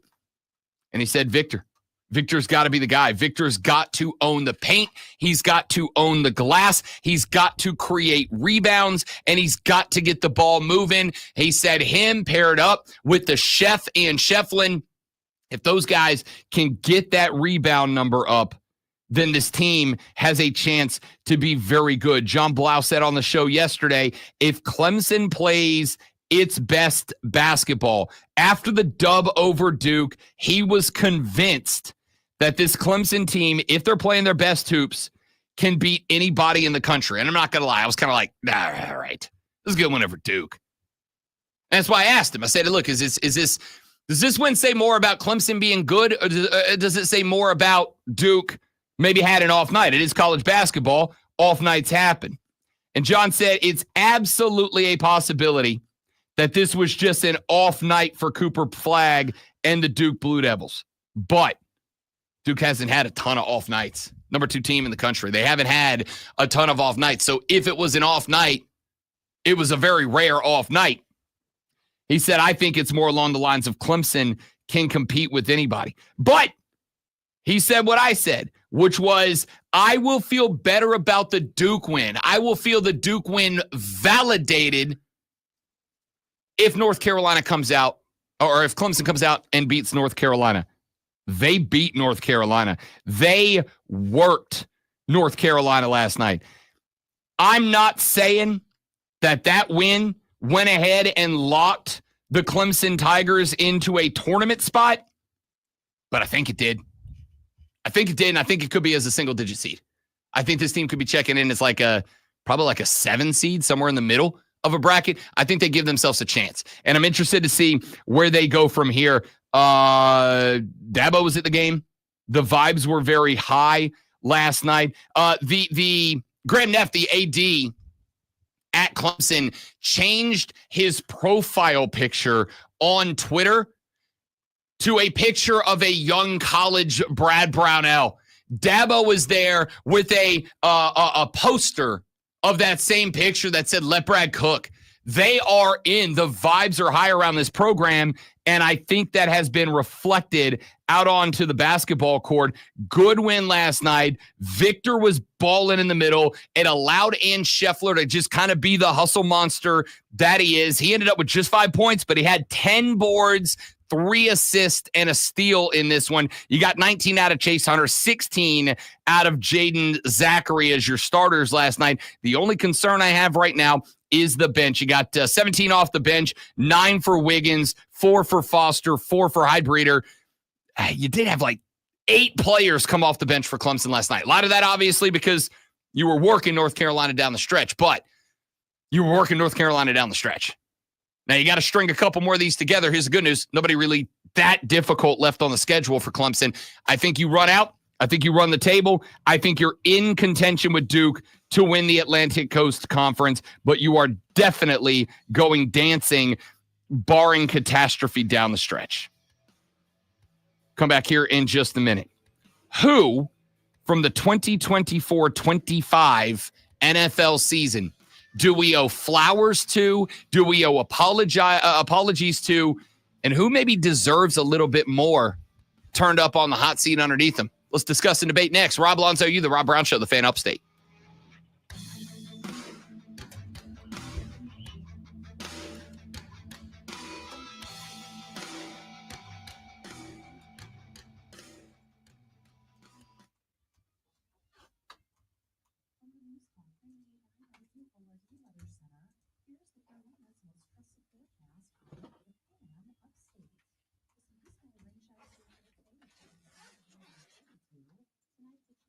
Give me 30 seconds, guys. We'll be right back. Don't go anywhere.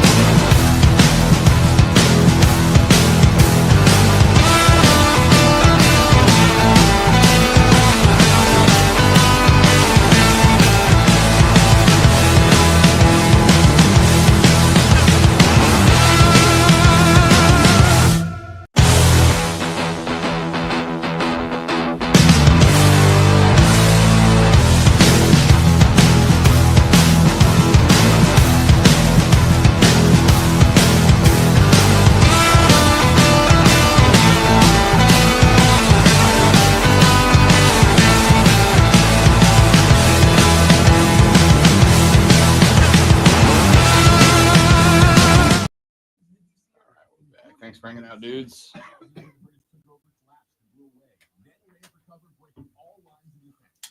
Kobe.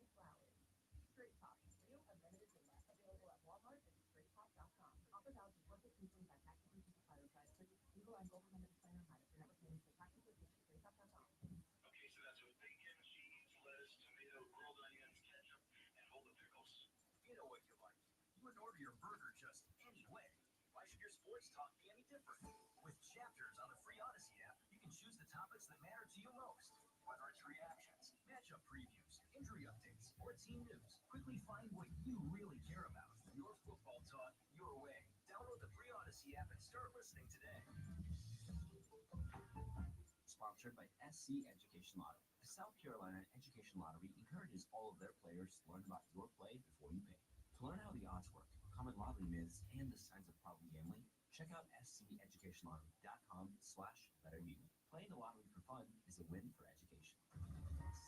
Duncan Vegas with the Fan Upstate. Just download the free Odyssey app, log in, and listen to the Fan Upstate for at least 1 hour a day to enter. One lucky winner scores round trip airfare and accommodation for 4 in Las Vegas. $1,000. Enjoy the first 2 rounds of the College Basketball Championship. Stay at the Circa Resort and Casino, Las Vegas's premium sports viewing destination, and visit the Vegas Marchers Party at Staples Swim. Good luck in this national contest. Listen to the Fan Upstate on the Odyssey app. Listen on the Odyssey app. Search the Fan Upstate.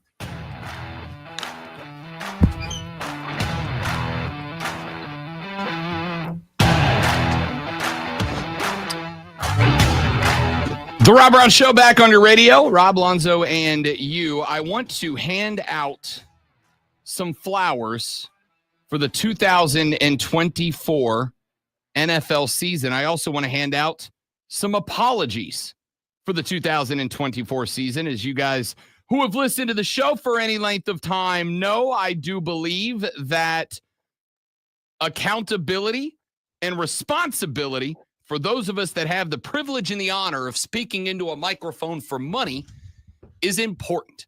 There is nothing I respect less in this industry than people who jump on the mic and they only remind you of the things that they got right and never address the things that they got wrong. Let's talk about some of the things we got wrong from the 2024 NFL season.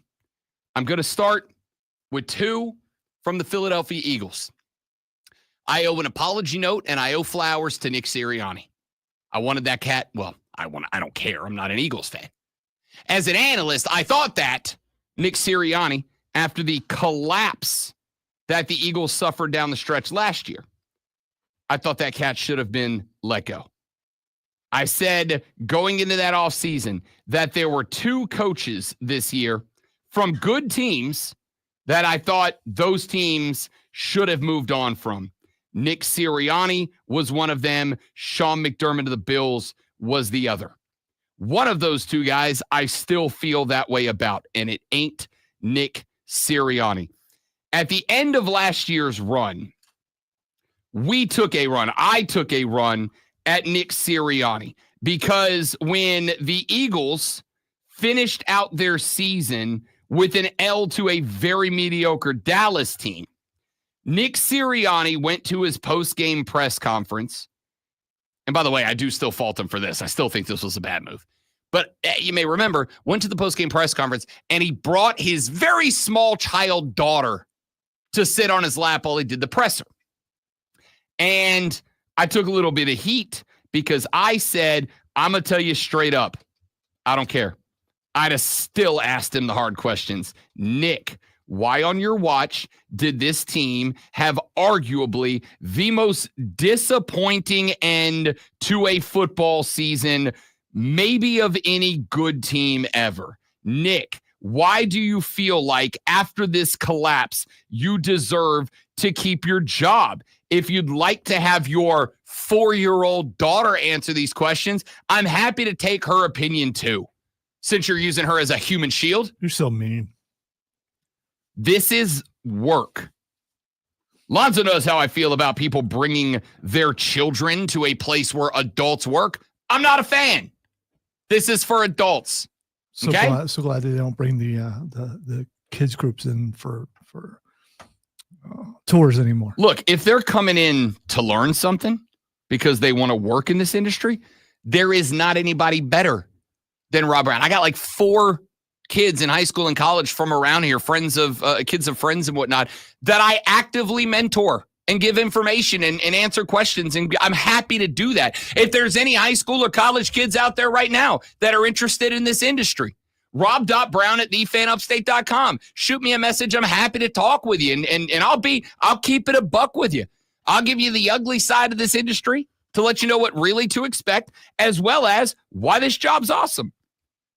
But there is a difference between a high school kid coming in here and getting the harsh realities about this industry dropped on their head versus I'm going to set my 4-year-old on my lap so that you guys aren't mean to me in the press conference. This is also the same Nick Sirianni that when the Eagles beat the Chiefs was seen in the tunnel going, yo, Chiefs fans, shut the up, and getting after him a little bit. And while I'm down with a coach running a little smack and having a little fun, it is a child's game that we all pay so much money to be involved in. It's like, I don't necessarily know that that's your, that's the action right there, Chief. I don't necessarily know that that's the way you want to celebrate that dub because you ain't won a damn thing yet. I was ready to kick Nick Sirianni to the curb. Nick Sirianni this year, you will remember, gave up play calling duties. Now, why'd they do that? There's a lot of stories in the Philadelphia media. One of them is that, and I haven't confirmed this, but one of the stories that I've heard go around from some Philly folks, including at our brother station up there in Philly, one of their hosts joins us on BetQL every now and then, is that last year, towards the end of the season, Nick Sirianni's entire coaching staff came to him and said, look, we love you. We like you. You're our guy. We're glad to be here. But, coach, we think you should hand off play calling responsibilities. We think you should let somebody else do the job. They hand the controls to Kellen Moore. They won a Super Bowl. Nick Sirianni did what a lot of coaches won't do, which is when bleep hits the fan, look and go, you know, I might be a factor here.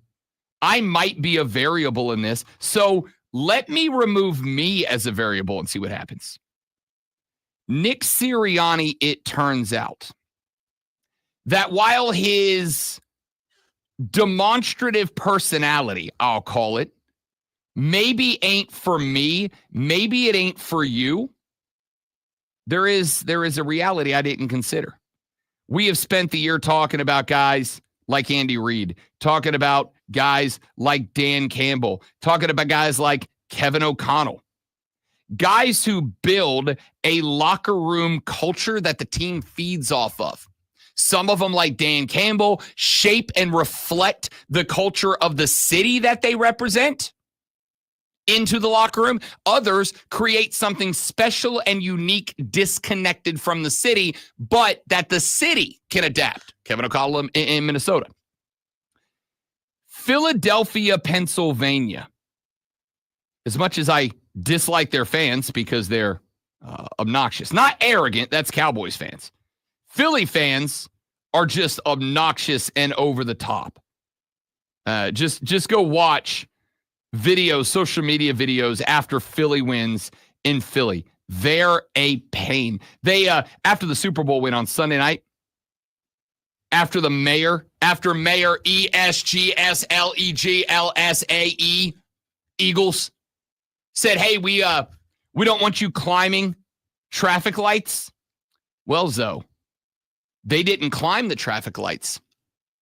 They ripped them out of the ground, put them on the ground, and then curb stomped the traffic light. You know why? One of the fans said they wanted to take down the light and stomp it to death. Because it was red. Eagles fans. ESLGSL Eagles. Yeah, I don't understand why winning makes you want to destroy things. Eagles fans. I don't get that. Or climb things. Yay, I just won today. Maybe I'll go out and climb a tree. Have you ever had the urge to climb something after a victory?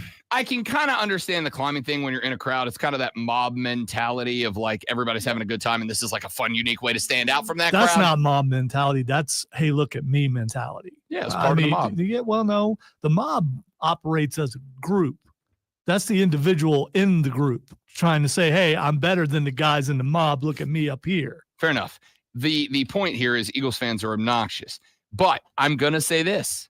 Did they burn anything down? Oh, I don't know yet, but I would put it at like minus 130 that they did. I think that Philadelphia is, for better or for way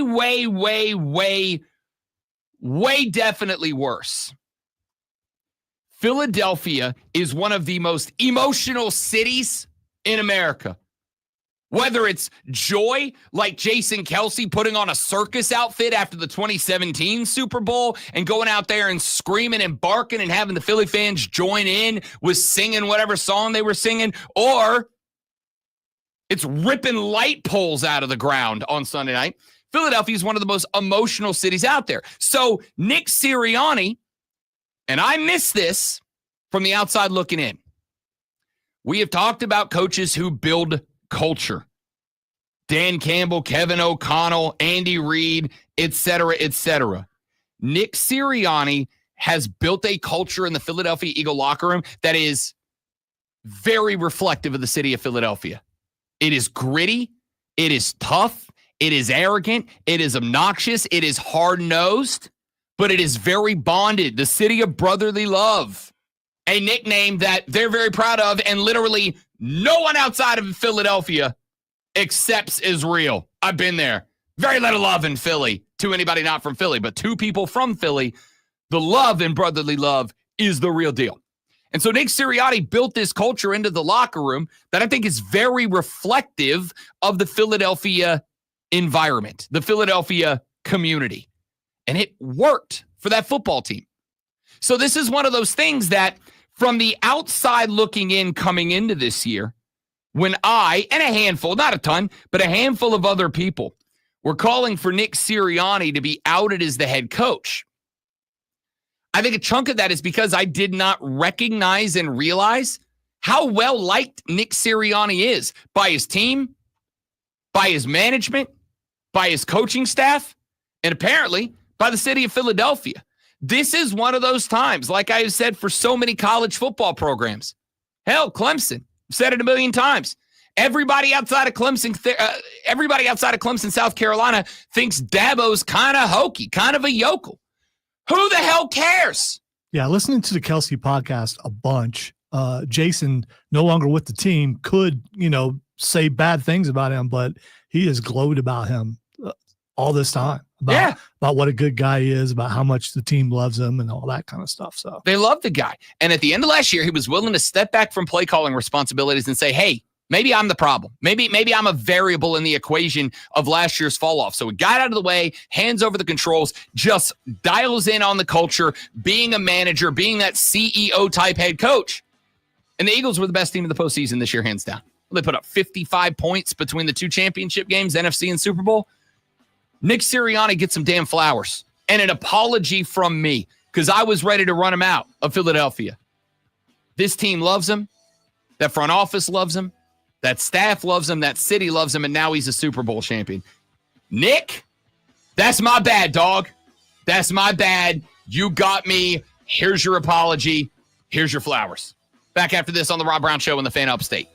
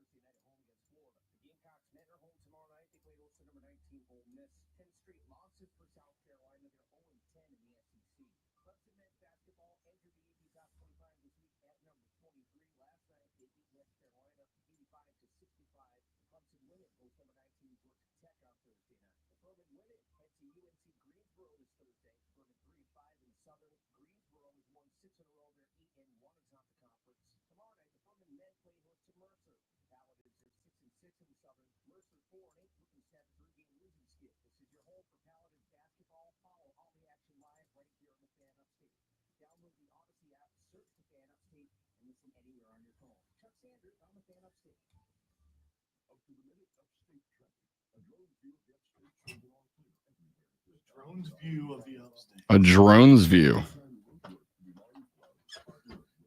Does Bill Brooks have a drone? That's kind of awesome.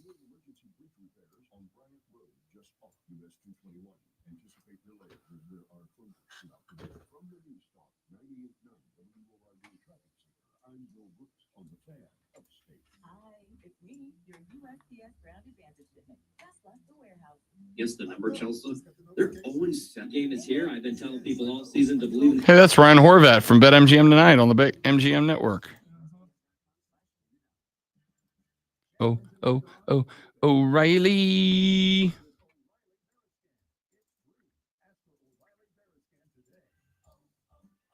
O'Reilly.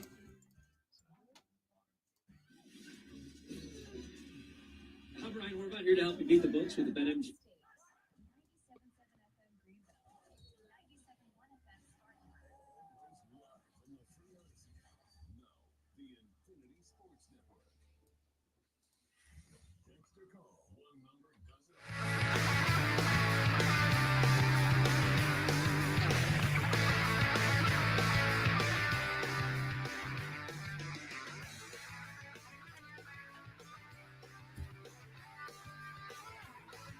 Who would you like to apologize to at the conclusion of the 2024 National Football League season? Who would you like to offer some flowers to? Who do you owe an apology to?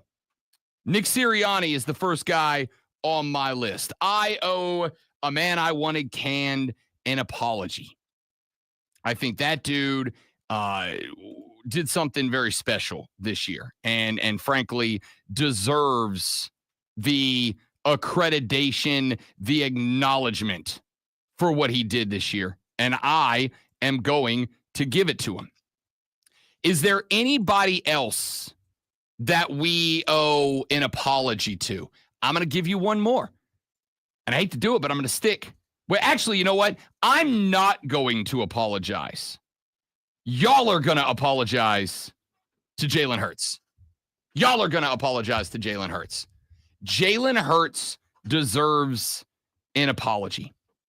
I am going to apologize to Jalen Hurts. I'm going to apologize to Jalen Hurts, not because of the year, because I have said over and over, I think Jalen Hurts is a good quarterback. Do I think he's great? No. Do I think he's all-timer? No. Do I think he's good enough to win a Super Bowl? Absolutely. Do I think he's good enough to carry a team to a Super Bowl? No. Jalen Hurts, I think, deserves flowers because Jalen Hurts went out there and for a week heard, I'm sure, the reason the Eagles can't win the Super Bowl is because Jalen Hurts can't go mano-a-mano with Patrick Mahomes. And at the end of the day, he's going to have to, and he just can't do it. Now, again, I personally, my bad. Rob Brown. I personally don't get into the quarterback versus quarterback determines a game philosophy because I don't think it does. There's this for those of you that know ball, you may very well be aware that at any given time that a quarterback is hanging on to the football, this may shock you. If you're unprepared, it's on you. There's 21 other people on the field. 21 other guys out there, all of whom have an impact on the game. We have seen great quarterbacks have bad games and win. We have seen bad quarterbacks have great games and win. We've seen great quarterbacks have great games and lose, and bad quarterbacks have bad games and lose. Is it a part of it? Yes. Is the quarterback more important than anybody else on the field? Yes. Daddy ain't no fool. I'm aware of how this game gets played. The quarterback is the most important position on the field. You know what he's not? The only position on the field. There's 21 other guys out there. Jalen Hurts, for 2 weeks, heard America say, this guy's not in that top tier. He's not Joe Burrow. He's not Lamar Jackson. He's not Josh Allen. He's not Patrick Mahomes. This cat went out there and didn't just play well. This cat went out there and played the game of his life. And I would like to point out that while Jalen Hurts is now 1-2 in Super Bowls, he also kicked ass in the first Super Bowl. But unfortunately for Jalen Hurts, because, and you may have heard this before, wins and losses are not a quarterback stat. Jalen Hurts went out there, played the game of his life in the Super Bowl a couple of years ago, and it just didn't get him there. He did it again in this one. It did get him there. Jalen Hurts is owed an apology, I think, by all of America. Because it was, you can't compete with Mahomes. You can't compete with Mahomes. He didn't compete with Mahomes. He went out there and was the better quarterback in this game. I think Jalen Hurts is owed an immense apology. Who else do we owe an apology to? I'm going to hand one out that Lonzo's not going to like. I'm going to hand one out to Josh Allen. I owe an apology to Josh Allen. Yeah, I don't care. It's too late to apologize. It's too late. I can't do it. At least you attempted it. It's too late to apologize. It's too late. Okay, I apologize to Josh Allen. My apology to Josh Allen stems from the preseason. My apology to Josh Allen stems from the preseason because in the preseason I said, this Buffalo team is not good enough. Even Josh Allen isn't going to be able to drag this team up from mediocrity. Even Josh Allen isn't going to be able to get it done. That's how bad this team is. And I couldn't have been more wrong. And I do believe he did it in spite of having a head coach that if I was GM of the Bills would not have been my head coach this year. And Sean McDermott, I have zero belief. And I think that zero belief in Sean McDermott was justified after the AFC Championship game because Andy Reid and the Kansas City Chiefs team that then proceeded to get blown out in the Super Bowl just barely squeaked by, and they just barely squeaked by because the Bills coaching staff just doesn't get it. And Andy Reid, once again, played the Bills coaching staff like a fiddle. But the only reason that they were in a position to get played like a fiddle, I'm not going to say the only reason because wins and losses aren't a quarterback stat. The Buffalo defense, better than anybody gave it credit for. How many times over the course of the year did I tell you guys James Cook's kind of a dog? Everybody's sleeping on this cat, but this cat can ball, and the cat was balling all the way through the third quarter of the AFC title game where he had 85 yards on 13 carries before McDermott went, hey, let's stop giving it to that guy. He's doing too good. Can't have that. That's how Sean McDermott talks in my head. Nope, he's too good. Can't do that. Sounds like a cross of him and John Gruden. A little bit. So, This guy, that's my dick. I don't know why I did that either. I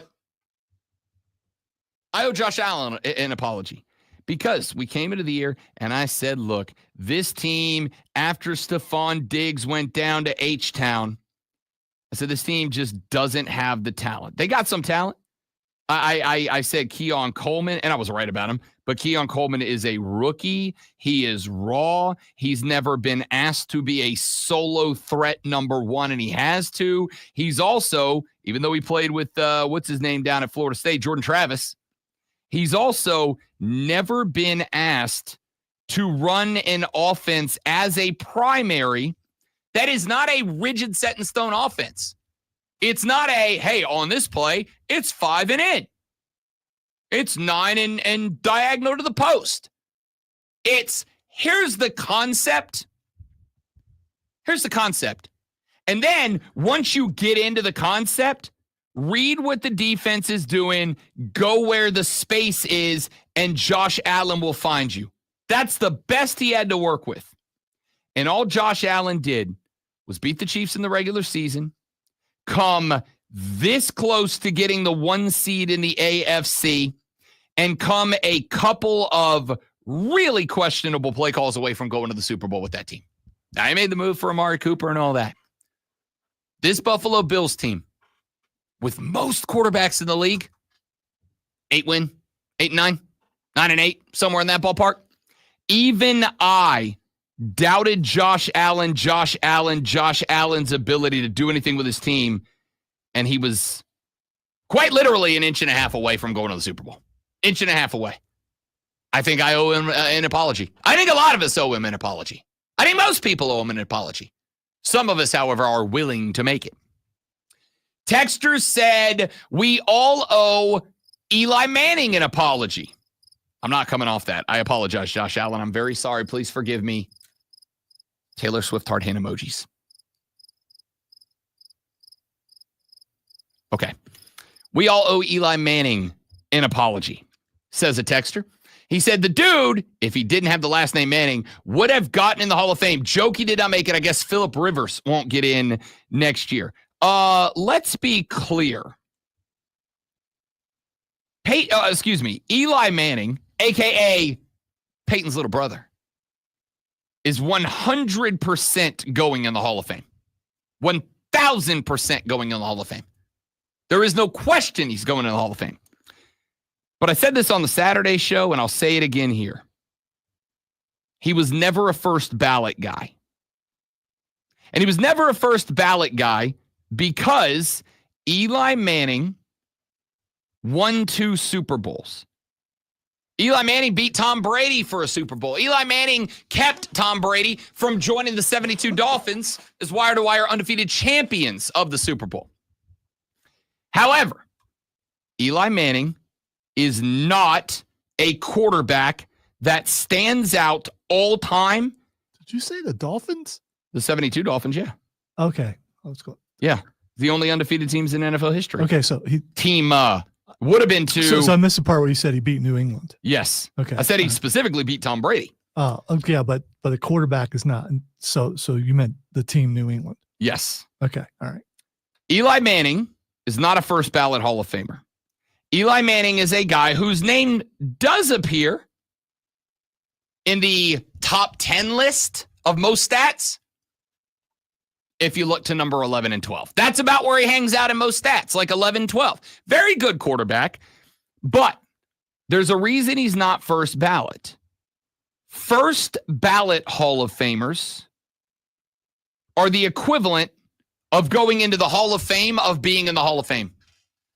You get in the Hall of Fame, but to be labeled a first ballot Hall of Famer makes you a Hall of Famer to Hall of Famers.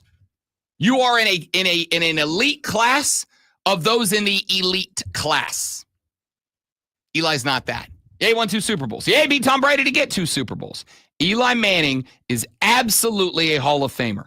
Is Eli Manning a guy? I heard somebody, I wish I could remember who it was, but they described the Hall of Fame as, can you tell the story of football and not include this person? And I think that's interesting because it's kind of like, all right, how far am I breaking down the story of football? And I do think to some degree, Eli, yes, because he prevented Brady from doing like the only thing in the career of Tom Brady that Brady didn't do, which is go undefeated because of Eli Manning. Yeah, so, but the story of football is riddled with like one-time deals and not about the Immaculate Reception, things like that. And people remember that's the story of football. If you take away one play, I don't know if it's necessarily, I don't know. That's why, like, I kind of understood that phraseology and why it was used, but I don't really like it because I'm like, it depends on what you mean by the story of football, and that's subjective, blah, blah, blah, blah. Eli Manning's a great quarterback. Eli Manning's 100% going into the Hall of Fame. Is Eli Manning a first ballot Hall of Famer? Is he a Hall of Fame of Hall of Famers? No, I'm not willing to go that far. He was good, 2-time Super Bowl champ, absolutely deserves to be in the Hall. And neither were they, the fact that only 4 people got in. Yeah. And like there have been quarterbacks I would absolutely say are in Eli's class. Hell, I'd say there's a handful of quarterbacks that I would say are above Eli Manning's class that were not first ballot Hall of Famers. Eli's not a first ballot guy. That's the peak. That's Brady. That's Manning. I'm going to say subjectively, that's Drew Brees. Like that's the best that have ever done it. Well, if you look around today, are there any first ballot Hall of Famers playing right now? Patrick Mahomes. Even if he never wins another one, Mahomes is a first ballot guy. I'm going to have to think about this during the break. My gut says say Josh Allen, but he doesn't have, if he can. Here's my thing. Do we look at Josh Allen's career, and it's at the end of the day, do we look at Josh Allen's career and we go, that dude would have won multiple Super Bowls, but Patrick Mahomes' parents did it. And so that prevented it. Lamar Jackson. Do we look at Lamar Jackson and go, that dude would have had multiple Super Bowls, but Patrick Mahomes' parents did the unskinny Bob. And therefore, he was just shield blocked from getting to a ring. And is that a Hall of Fame argument? Is that a first ballot argument? Josh Allen's going to go down with a ton of records in the books. Is it first ballot, though? I don't think you have to have a ring to be a first ballot Hall of Famer. I don't think Super Bowls are a metric for me, but you better be damn special away from it. Eli's kind of the opposite. 2 rings, very good, deserves to be in the Hall of Fame. But those 2 rings are like the crowning achievement of a career that's like he was really good in a lot of things, but not perfect in anything.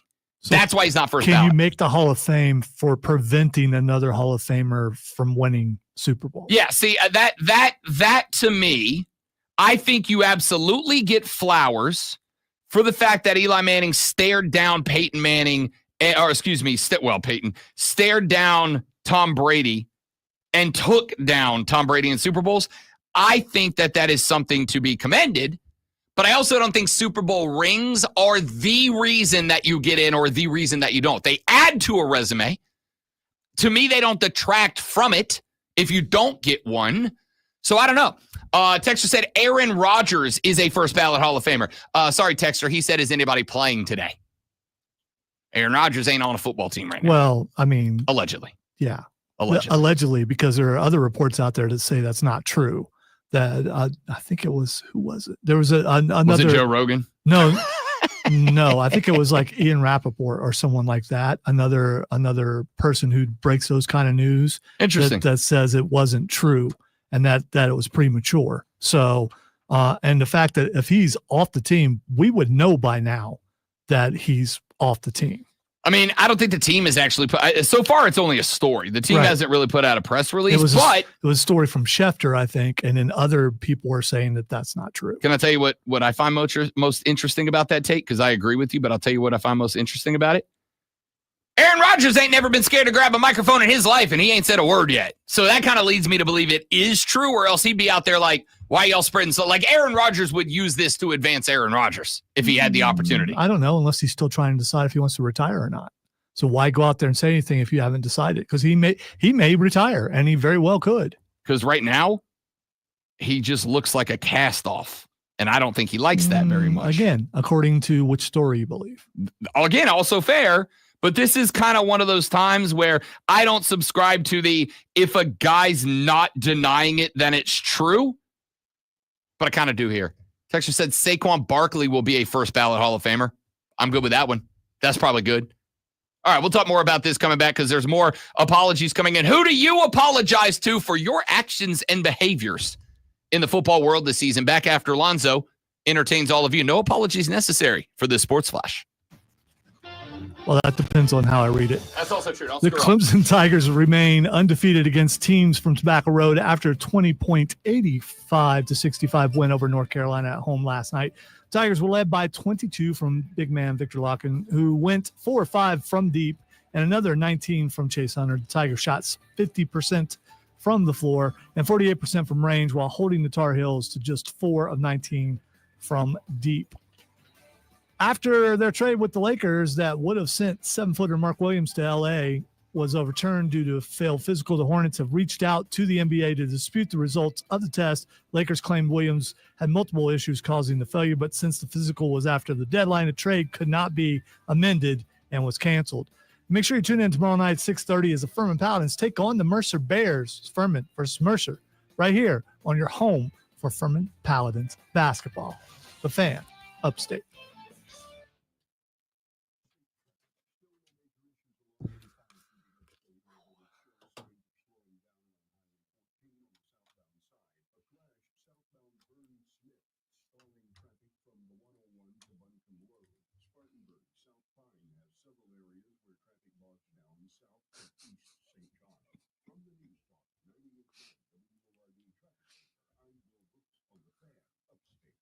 That's pretty good, dude. It really is.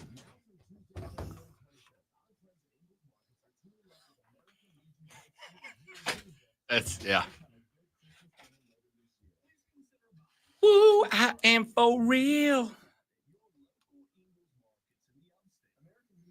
Okay, so if anybody uses Spotify, I don't know if you have to have premium or not for this, but they have available an AI DJ who will put together sets for you to listen to based on your musical taste. And he kind of bounces back and forth.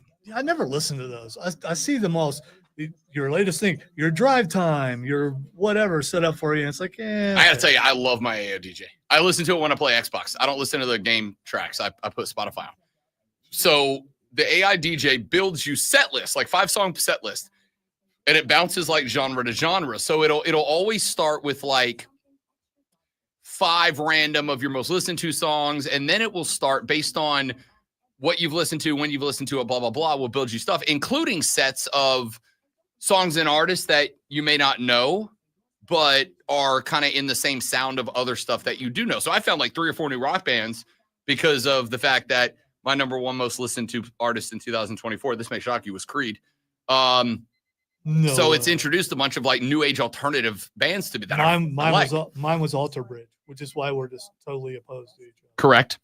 So I've been listening to AI DJ for a while now, and the lady friend and I were driving around Saturday, and I had AI DJ in our car ride because that's the only way we have found to not fight over who gets control of the music is to just let our Spotify DJs be in charge. So we were listening to it, and AT Aliens came on from Outkast, and we both were like, damn, I forgot how good Outkast was when they were in there, when they were on top. Forgot how great Outkast was. And so now I've just been on a Outkast binge for like 3 days. So excellent timing on the reference there, I don't Zach. think I've listened to any more of Outkast other than their hits.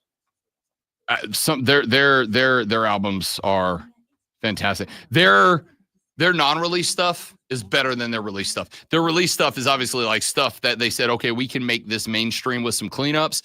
Outkast is freaking deep. See, Cameron was saying something to me Saturday because I had a song from Wolf Alice on that he didn't have, and he had let me hear a song from them, and I liked one song. I will go through and listen to every song that a band has done if I like the band and pick and choose from all their albums and just throw it on my Spotify.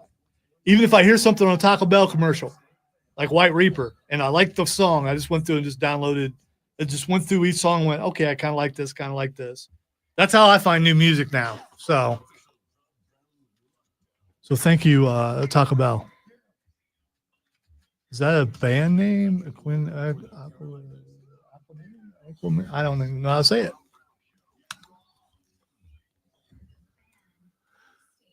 Good morning. Hey, Big Daddy, how you doing? That is an album by Outkast, Alonzo. Is it? Okay, well, I don't have my glasses on, and that is a little bit of distance to read. It's a weird thing. I can read at certain distances. Like if it was further away, I could see it, but that's just right in the window right there where I'm struggle a little. And unlike Diesel, I'm not wearing my glasses all the time. I'm just not doing it. It hurts too bad. It would make me an angry person on the radio, a mean person on the radio, someone who is snarky and cutting, and that would the audience would not like that. We all want the continued, ever sunny and always kind disposition of the great one, not anything else. I'm a winner. I know how to win. Welcome back, ladies and gentlemen. The Rob Brown Show rolling into our number 3 of the Rob Brown Show. Rob, Lonzo, you, the fan upstate. It is 8:00 in the morning. Time for the audio blitz. Some of the best audio that we have picked up over the past couple of days. Still have some audio from Super Bowl weekend. We're gonna be thick on the audio blitz the next couple of days because there's been a lot of great stuff happening. We're going to be thick. Yeah. Okay. All right. I said what I said, and I'm not backing off. Okay. I'm just gonna own it and roll with it. So let's get some sound in here. I want to start with. I like when athletes get to just be dumb and have fun. This came from last week. The Pat McAfee show was on Radio Row in New Orleans, Louisiana, doing their show live. And one of the things they did, and I appreciated this because I just like the idea of participation, was they had a microphone set up out in the crowd so that basically they could just grab anybody walking by. They didn't have to bring them up on stage, set them up with a mic, set them in a chair, whatever. They're just like, hey, talk into that mic right there. And they could just interview anybody that was coming by, which led to some really interesting interviews. They had the governor of Louisiana on. They started talking about gator hunting and cooking up gators and whatnot. It was great. Well, they've done that a couple of years, and I always thought, is this planned, or do people actually just, I think they do have some plan. Yeah, like I think the governor is scheduled. He doesn't just roll because by. I'm just saying, that governor walks up, chances are they probably don't know who he is. Exactly. Yeah.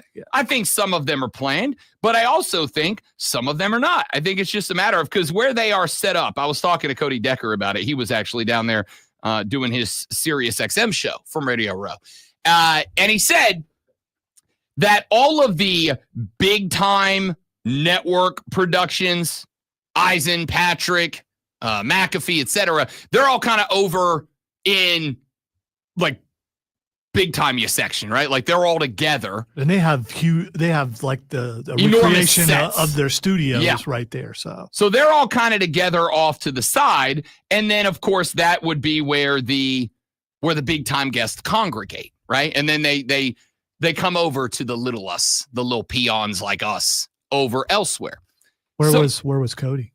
Kind of in the middle. Sirius XM's kind of a big deal, okay. You know? Kind of a big deal. I was just curious. Yeah, so he was kind of set up towards where the big network. He had some good interviews. He had Emmett Smith on. He had Andre Whitworth came on his show.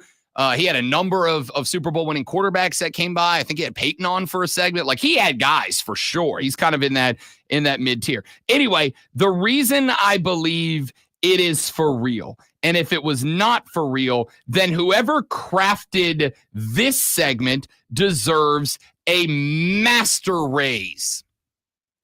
Pat McAfee Show is sponsored by Pizza Hut. Nobody out pizzas the Hut. Sponsored by Pizza Hut. Bundle Bros. I like that commercial. That was pretty good. It was pretty He good. put Gronk where he should be. That is his wheelhouse. He fit perfectly in there. So as the McAfee fellas are doing the show, overrules one of Lonzo and I's favorite NFL players that doesn't play for either one of our teams, San Francisco 49er tight end George Kittle, who was wearing a shirt with the Little Caesars logo on it. Ladies and gentlemen, hey fellas, how we doing today? What up, George? Hey, George. Oh, hey there. Pat didn't have me on the show today. It was on him, not you guys. Thanks, so. I want to let you know, what you're wearing on your chest goes directly against... Oh, yeah. Pizza.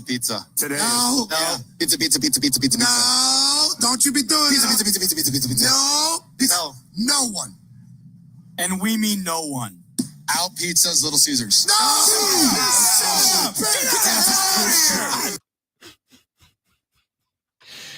Listen, I don't know how to express to you, and I'm going to be judged for this, and I'm totally fine with that.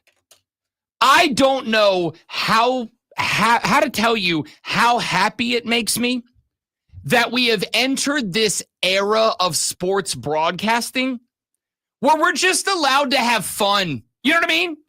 Like, it's sports. I am curious. I mean, I thought that was great, but I am curious about, I don't think Little Caesars would care. They just got huge. Yeah, they got a huge pop. Little Caesars seems like a company that I mean, they know they're cheap pizza and they're okay with it. Yeah. That's how they're making their money. But Pizza Hut might be. Look, do you want pizza for $5 or don't you? Right? And for the record, do people come and when you go pay the money for that, you don't complain about it. No, because you know what you're getting when you go get it. Listen, I'm saying this and I mean this. I once every 2 months or so, the wife and I are like, can we just get a Little Caesars on the way home? Give me that Cajun crust. Let's call it a day. All right. I'm team Little Caesars. Wait a minute, Cajun crust. Yeah. Ain't they the one with the seasons crust? Well, they have that. I mean, if you order it. Yeah. You get the Cajun crust. By the way, they actually have thin crust at Little Caesars. You have to order it specially, but it's good. See, I like the Little Caesars that I can pull up to a drive-through window, hand somebody a $5 bill, and be on my way home with a big old fat pepperoni pizza. I'm all in. All right. I don't have to wait. You know, I'm a Papa John's guy when it comes to delivery. All right. I'm straight up and just to tell you, I'm a Papa John's guy. But there are days when I don't want to wait 45 minutes to get my pizza brought to me. I just want to grab one that somebody who hates their life hands me out of a drive-through window for $5. I'm going to go home. I'm going to gorge myself. I'm going to go to sleep and wake up tomorrow and hate myself. I love Little Caesars. If that was a work, whoever came up with that concept for Little Caesars deserves $1 billion. It was brilliant. I am just glad that we have entered this era in sports broadcasting where it's okay to have fun, man. Like, sports are supposed to be fun. I get so tired of take everything so serious guys on the radio. You want to know? This is real. In fact, I was told this less than a year ago. You want to know why Rob Brown will have, and I got this from somebody who makes hiring decisions for a major radio station in a major city. I got told, I love you. I love your style. I love your show. You want to know why you'll never come work for me in this big time city? And I said, yes, I do. Why? And he said, because you're not serious. And I said, what do you mean? And he said, your show is too fun. Can't have that in a big city. Can't have that. Can't have that in a big city. You can have that in the podcast world. You can have that in smaller communities, but you cannot in a Chicago, New York, LA. You can't have that laid back, goofy. Name me one. Damon Amendola before he left, and he went to Sirius XM supposedly for more money. DA did fun segments. Yes, he did. But DA did not do a big time New York show, he did a nationally syndicated. You can get away with it on a national syndication. Okay. You can't get away with it in New York. Which would you rather do? A show in a big city or a nationally syndicated show? I don't care. I want to do my show. Okay. Well, yeah, again, right? But I think a nationally syndicated show is above a show in a big city. Well, yeah, I mean, in terms of like the ultimate goal. But the thing is, very rarely do you get picked up from, I mean, listen, I love this market. We're a top 60 market in the country? 50, I think. Okay, you're going to force me to throw out someone who used to work here who has a national show. You have a national show, and it's not on the level of where you want to be. Wait, no, wait, hang on. I agree. Whose show is more serious, his or mine? His show was a serious show. Hey, you guys had fun on it, but it was a very serious show, in my opinion. Or at least compared to this one. You're not going to like my answer. You think his show was more fun? No, I think it's about the same. Okay. I think fair. It's about the same. It's a different kind of humor. His is more what he would call sophisticated humor, but it's still just as silly. Okay, fair enough. I mean, there are silly things that he did on his show that are still being done on this station in that time slot. Either way, I think it's just you awesome. You made me defend him. I know. Now I need to shower. Either way, I think it is fantastic that we've entered this area where this era in broadcasting where we just get to have a little fun. The Golden State By the way, Warriors. He's not Voldemort. I could say his name if I wanted to. The Golden State Warriors added Jimmy Butler to the roster after or before. How does time work? Before the trade deadline. 2 incredible clips have come after that. First off, Jimmy Buckets joined, and his first press conference, he got asked a question about chemistry with the Dubs. As a high IQ guy, how do you see yourself fitting like on the court and their play style and what you bring to it? We good. Pass the ball to Steph and get out the way. Easy. That's okay. He can still make it. I saw it in the Olympics. How do you fit in with the Dubs, Jimmy Buckets? That's easy. Pass to Steph and get out of the way. And here's the thing. After watching game number 1, he wasn't kidding. But here's why I like this. Because there's a lot of folks that reacted. They're like, wait a minute, buddy. You got brought there to be a star. You got brought there to be the catalyst. You got brought there to be the guy that took this team and elevated them to a new level. I need y'all to know, give the ball to Steph and get out of the way is how Jimmy Buckets does that. Because what does Jimmy Butler do? Get the ball to Steph, get out of the way. Then what happens? He brings people with him. Just by being Jimmy Butler and existing, he brings people with him.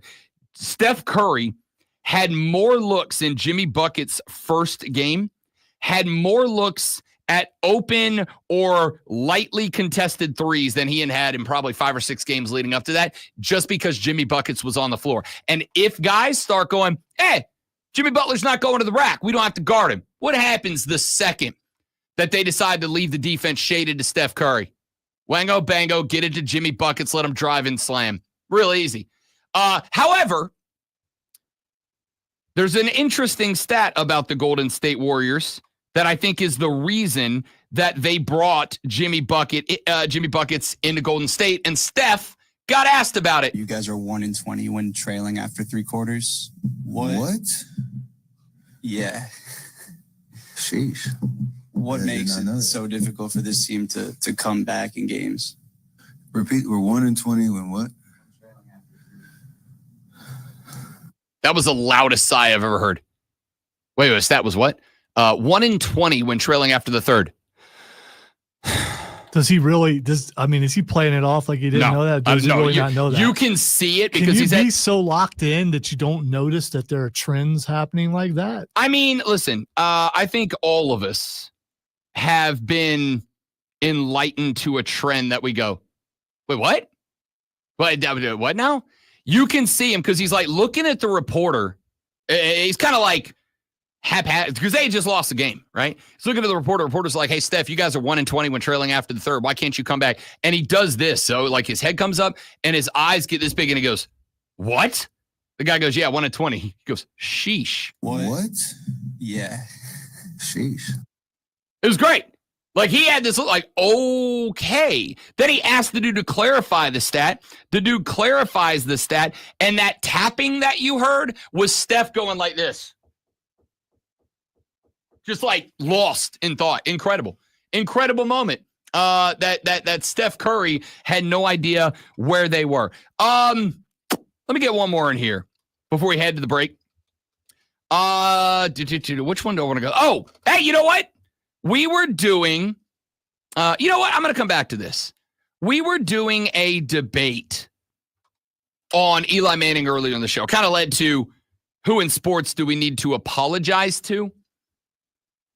And I want to get back to that Manning first ballot debate because that was, after last Thursday, a debate that I honestly did not think was a debate. I was like, yeah, like nobody thinks Eli's a first ballot Hall of Famer, right? And then I did my show on Saturday, and Double D, our Saturday producer, said to me that he thought Eli, as a non-first ballot guy, he said he believes it is the biggest snub in the history of the Hall of Fame. I'm like, a little dramatic, but I get it. It's recency bias. But this got apparently debated a lot over the weekend. So we're going to address that with a couple of clips. I got some more from Emmitt Smith, who was like all of a sudden a media superstar on Radio Row. We're talking about that coming up later on the show. And Joe Mazzulla remains the funniest man in the history of the NBA. All that more coming up on the Rob Brown Show in the Fan Upstate.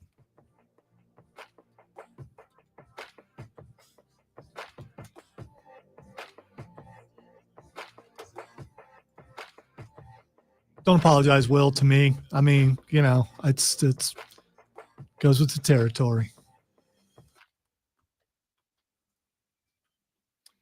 Somebody texted this show and said, I'm 0-20 and getting the boom boom after 1 a.m. I just responded, never stop shooting your shot.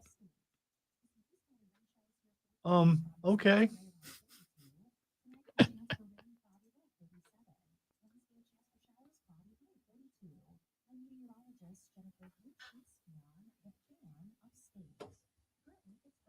You miss 100% of the shots you don't take. And by the way, as far as fun goes, fun is subjective. Fun for you might be nothing but 4 hours of stats. That might be a lot of fun. It can be. But I think they have to be relevant. All right. So my fun was being able to make fun of that certain host for 4 hours straight. And that was fun for me. I think hopefully you have a good time with everyone you're with. Unfortunately, in some cases, the bad times are so much worse than the good times.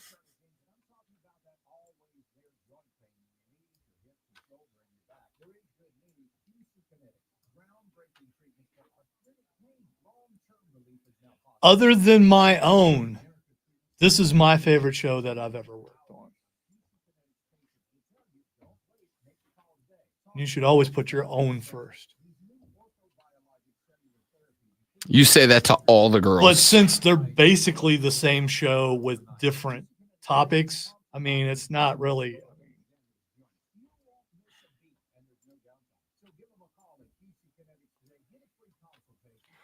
I've been waiting for my show to be canceled for over a decade now. And it still hasn't happened yet. Could get called in Friday and say, okay, you did your last one. Which would suck because we'll never find out who the number one toy was. But, you know. What if that's what they're waiting for? A stick is going strong. Stick is still alive. Stick's going to win the whole thing. Stick might win the whole thing. It's a perfect Stick's toy. a good pick. Oh, it's a perfect toy. Yeah. It would be awesome if it's Stick versus Cardboard Box for the championship. And they're on either side of the bracket. It could happen. Not on purpose. Allegedly. Oh, no. I've been informed that if you don't like who the winner is, you say it's politics. In this case, I only moved one thing out of order of where I just found them.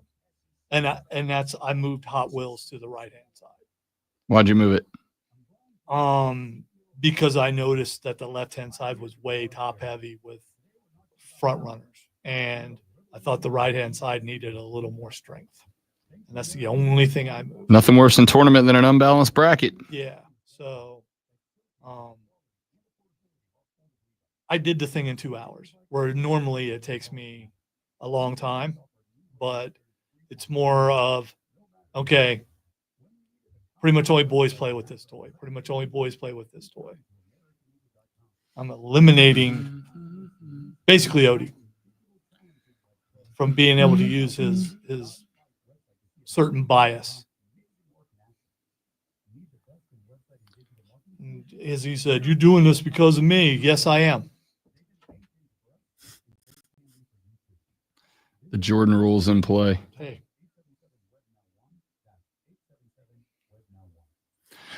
I wish there were enough video game systems to do one. It would be too small. There haven't been that many. Oh, we saw this young guy, probably in his 20s, at the sale, buying old consoles. He bought like 3 of them, and he paid like $400 for it because everything was on sale. And he got games with it, got controllers, everything, and he was hyped. I mean, I'm on one line. I'm looking at him, just watching him do it. I was like, oh, that's cool. And at first, I thought maybe he was just buying them, put into a collection. But Cameron was pointing out, no, he got connectors, he got everything. That dude's going home to play. I'm pretty sure he got a Sega Saturn. A Sega Saturn? Yeah, well, they sell a bunch of classic stuff like that. It had. I need to look it up. It was either a Saturn or a Linux. It had this smooth front end to it that almost looked like a hood of a car. I mean, how the slope was. Yeah. And I think that's a Sega Saturn, but it could be a Linux.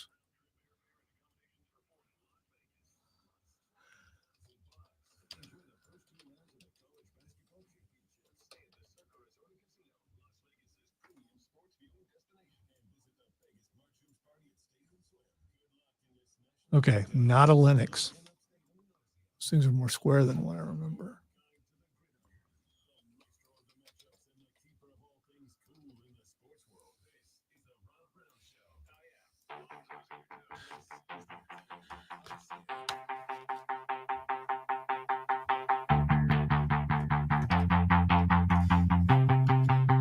Rolling through the audio blitz, some of the best audio we've picked up over the last couple of days. We continue with this. Some of us, Lonzo and I, both very fortunate to qualify in this group. Some of us got very lucky in our selection of a life partner. Some of us got very lucky. Some of us didn't. Some of you guys, unfortunately for you, ended up with the person, and this is not gendered because I know women in my life who are stuck in the same boat, got unfortunately placed into a position where you are with a life partner who just doesn't get it. It's a tough spot. And worse, as bad as that is for you, it's worse for your friends, yeah? Like, it's worse for your sports-loving friends. The men, the women who love you, but they also love football. And, you know, they like Lonzo and I. A good, solid chunk of their life revolves around football. Kylie Kelsey is the wife of Jason Kelsey. Jason Kelsey has obviously become a sports media superstar since his retirement with the Philadelphia Eagles a couple of years ago. His wife, Kylie, has kind of done the same. Kylie Kelsey has, to some degree, stepped out onto her own, become her own person, her own individual, and has really kind of created her own, I don't know, brand, I guess is the right way to put it, like her own brand. Well, Kylie Kelsey has started her own podcast at this point. And on her podcast, she does kind of like a Kelsey style podcast, but also has a has a style that speaks to the ladies, right? Kind of speaks to the gals, and I think that's important. I think that's important. I think that there should be room for voices everywhere. Kylie Kelsey, did I lose the clip? Sure did.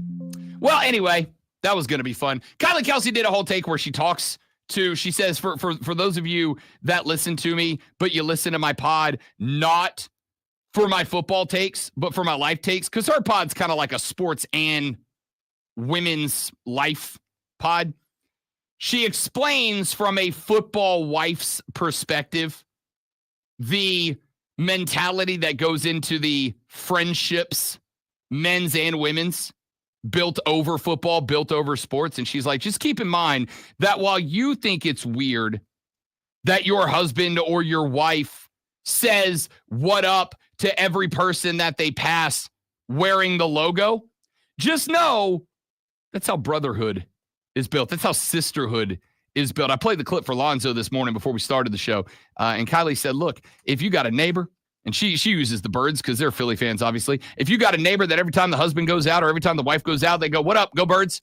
Just know that's the person that's going to come over and prevent the porch pirates from getting your package. They're the ones who are looking out for you. And I respect that. Commendable for Kylie Kelsey to put that out on behalf of people like us. Does that also work for if they're big time college fans? So if someone says roll tide after everything, do you high tide? Do you expect them to come over and help you with your trash and all that kind of stuff? No, but you know what it is? It's that tribalism aspect, right? Like if you share the logo with me, I know you, especially like for a Saints fan, if you share the logo with me, I can infer a couple of things about you. Number one, I can infer, you know the struggle. You know where we are. You know where we've been. You know the struggle. I know that you're sad during football season like I am. Number two, I know that if you're willing to go out and wear the logo, you're probably somebody who likes to have a good time, likes to have a little fun, likes to mingle, likes to mix it up, likes to have a little bit of a social life. You're probably somebody I'm going to get along with. Well, I think this year more so than any other year since I've been here, have I heard walking wherever I'm at OH. And this was before the national championship, but I think each person who said that to me, and I owed them. I looked at them and there was kind of a look like we got this year, and it was kind of like a quiet confidence that we're going to win the championship this year. Be interesting to see if that happens again next year. I'm going to tell you this: if I go to the grocery store, I go to the mall, I go out wherever. If I see somebody in a Florida Lee and I go, yo, who dat? And they don't say anything back to me, infuriated. I'm like, dog, really? Take it off. Take it off. Take off the logo. I missed an IO once or twice, and Elisa got on me. I was like, I didn't hear them. Good. You deserved it. Well, sometimes if you don't hear them, I mean, you know. Let's see. Let's go with this. Oh, this one's for Lonzo. Julian Edelman had comedian Bill Burr on his show. I'm a big Bill Burr guy. Love Bill Burr. Okay, you've listened to this. I've listened to it. You're good. I promise I got it. Yeah, you've done that before. Bill Burr was on with Julian Edelman, and they discussed Lonzo's favorite QB. I am happy that there was a forum here to put a little more, I feel, the proper perspective on Dan Marino's career. I've met him a few times. Such a cool dude. If he were to play nowadays, he'd be like a 6,000-yard quarterback. I actually got to say that to him at a benefit. You did? And he was like, I don't know about that. I go, he threw for 4,800 yards when didn't throw. What about his release? Quickest release. Arm goes up, ball comes out. That's what his dad said. It looks like they sped up the film. He just goes... It's like a machine. And that was another thing that I think helped him playing against the Bears is no matter how good their rush was, he could get the ball out so quickly and so accurately. That was my big thing. Like we'd pay him twice a year, maybe sack him once. And when we finally did, I would like run on the TV like I was just so building up. Like every time you thought you had the guy. All right, I'm starting to hate him again, thinking about him playing the Patriots. So how good was this team? Real good. Were they? Never won a Super Bowl. Okay, because but again, it's quarterback. It's winning is not a quarterback stat. Correct. So how good was his team? So he was that good, but he couldn't win. The Dolphins could win. Okay, all right. The Dolphins could. Okay, win. all right. But Bill, I'm going to go ahead and say. So probably comparing him to Josh Allen's a good comparison. I'm going to go ahead. Josh and Allen couldn't get it done. hasn't gotten it done yet. Lamar Jackson hasn't gotten it done. Well, hopefully they don't end up like Dan Marino, a has-been and never got it done. I mean, I'm going to go ahead and say, and this is true for both of us. I'm going to say Julian Edelman probably knows quarterbacks better than you and me. That is the cleanest he's ever talked in his entire life. Well, he's also up against Bill Burr. By the way, so yeah, I was more worried about Edelman than I was Burr. And that's saying a lot. Oh, yeah, it is saying a lot. Have you seen Edelman on other podcasts? Oh, yeah. Yeah, I need you to know. There are so many bombs hitting. It's you need interpretation. I want you to know. I have asked for and yet to receive. I'm not saying it's over. The quest continues. I have asked to be allowed to do an uncensored podcast. It's coming one day. One day, coming down the pipe. We ain't there yet. And I want Julian Edelman on it. And Bill Burr. But we'll see how it goes.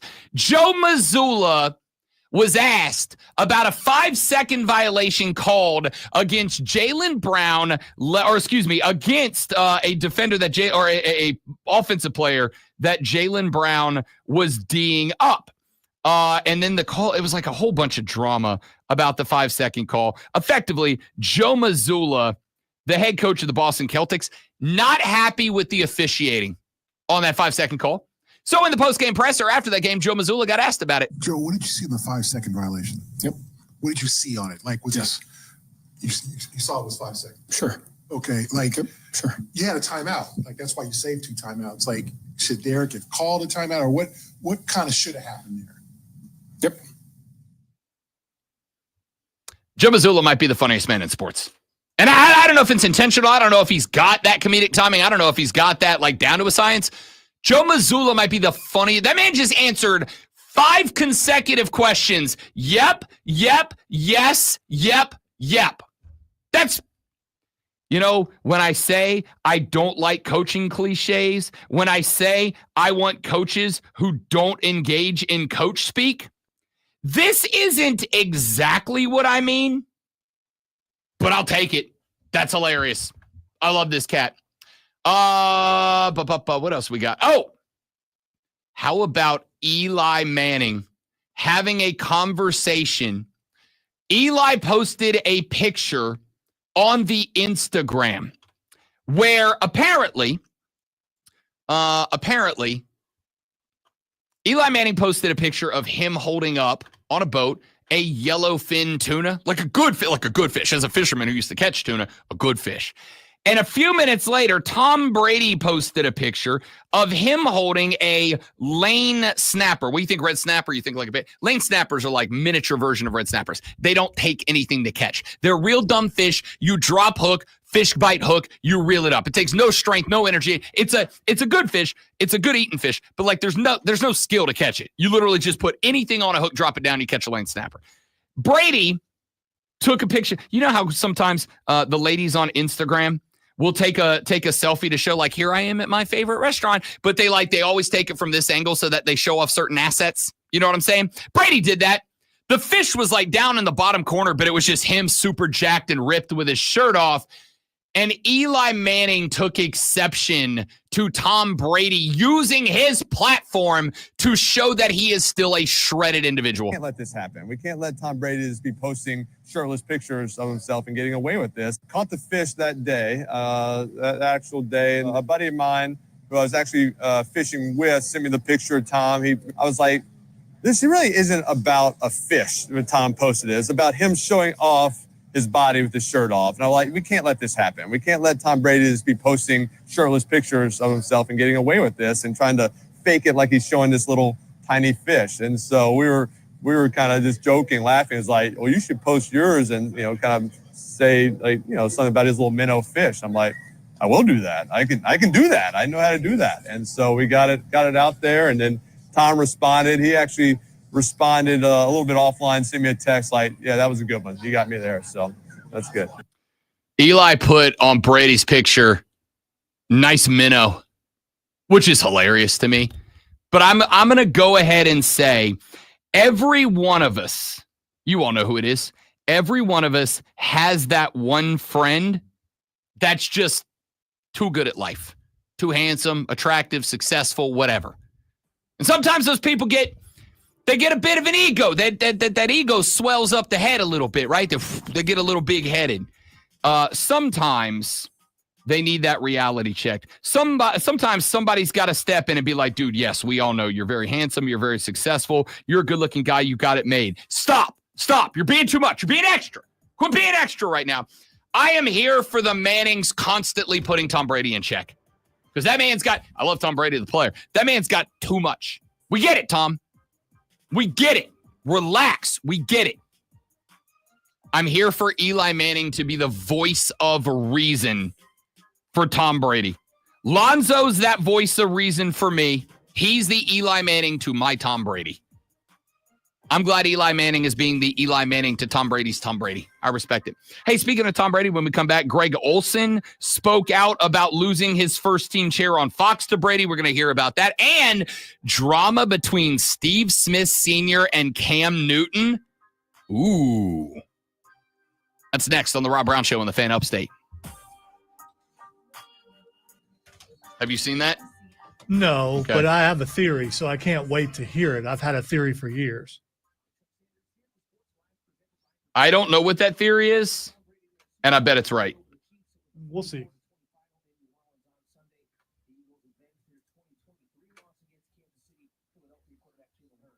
Philadelphia quarterback.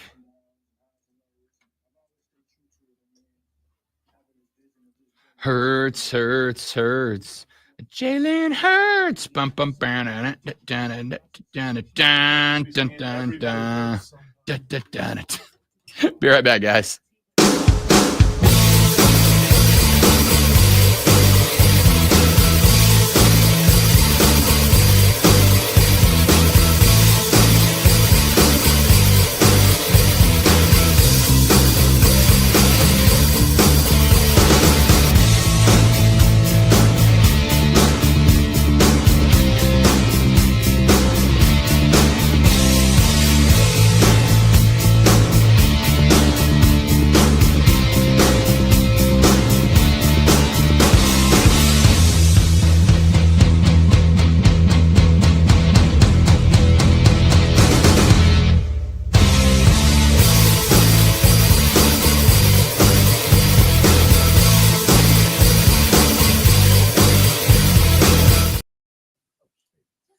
Thanks for hanging in there.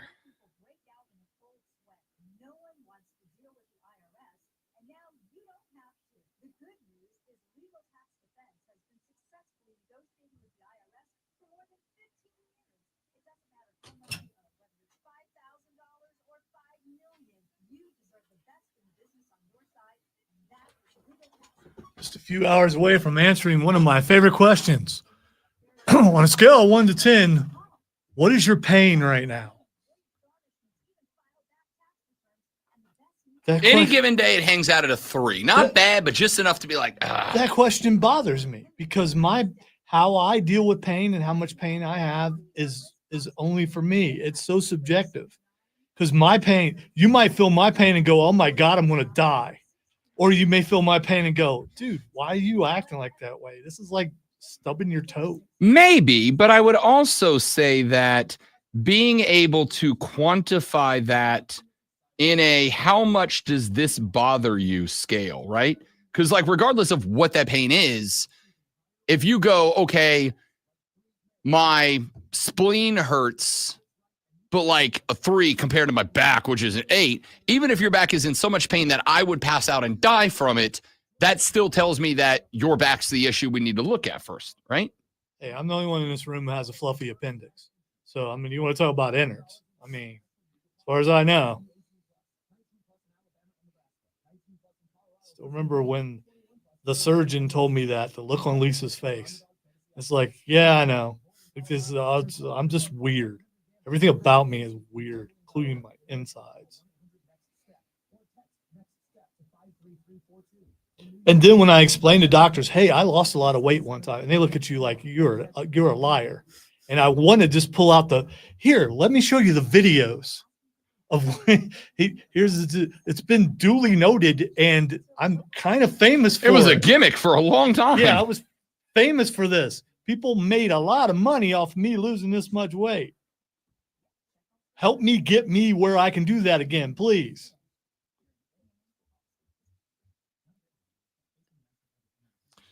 I think I messed up my plantar fascia. I think I may have plantar, whatever that thing is. The fasciitis. I've walked once, and now the bottom of my foot hurts, and I can't. And it hurts worse than my knee.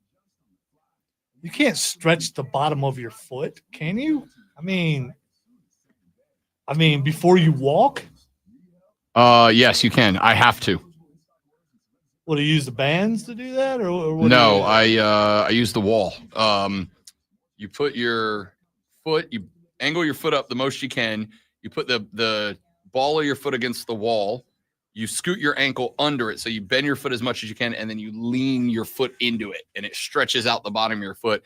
And then I do it the opposite way, is to I like flex my foot as far down as I can, and then I do that back and forth a bunch of times. If I don't flex my feet out in the morning, about 10 minutes after I get up and start moving around, I am hurting. It is the first thing I do in the mornings.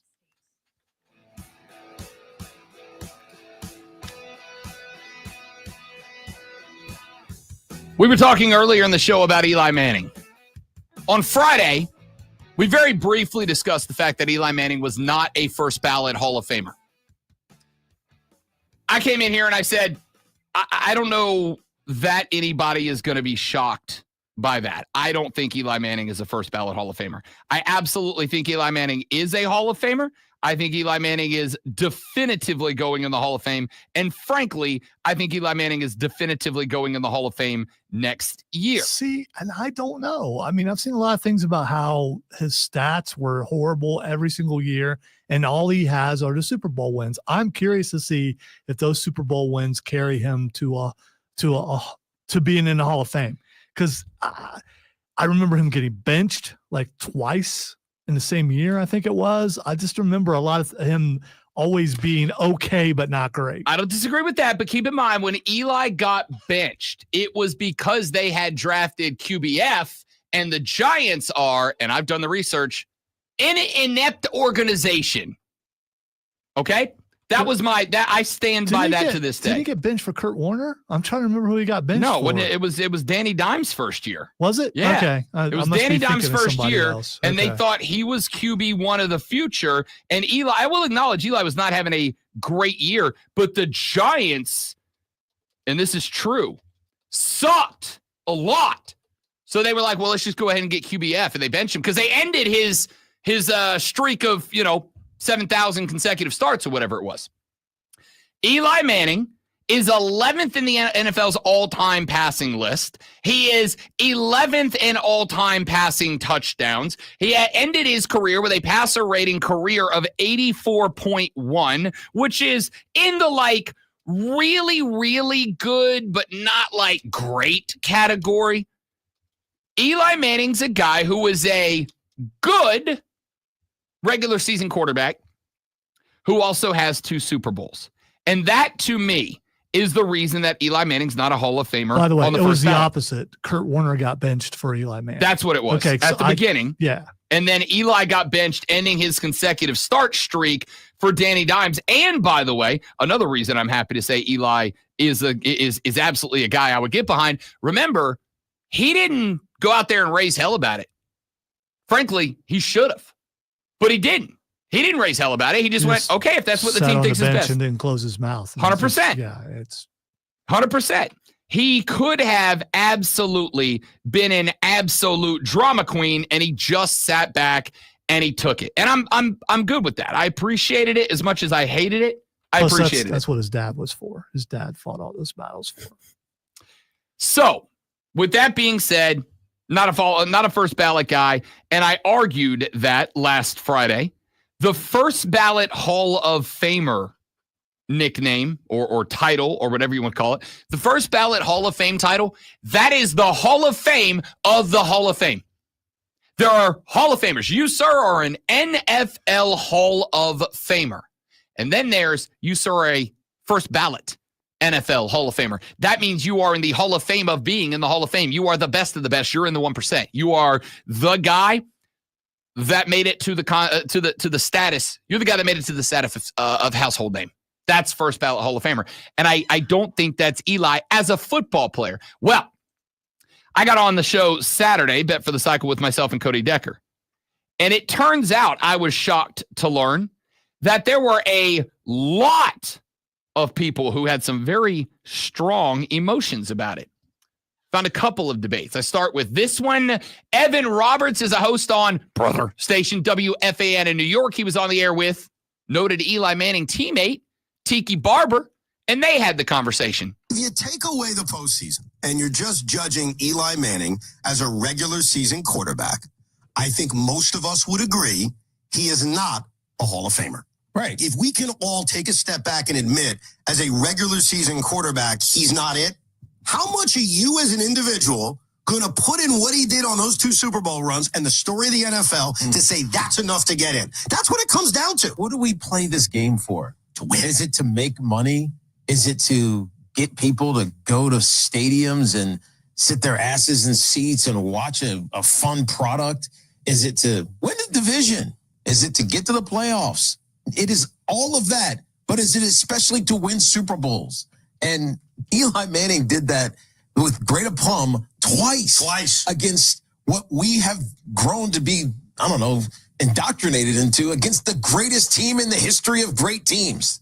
That's what the Patriots were. Yes. He beat them twice in the postseason. All right, I'm very disappointed because you have never used the word aplomb before. I know. Doesn't that bother you? Yeah. As a haughty intellectual, yeah. The fact that Tiki Barber went aplomb before you did. I'm a little let down in myself. I'm a little bothered by that. Self-confidence or assurance, especially when in a demanding situation.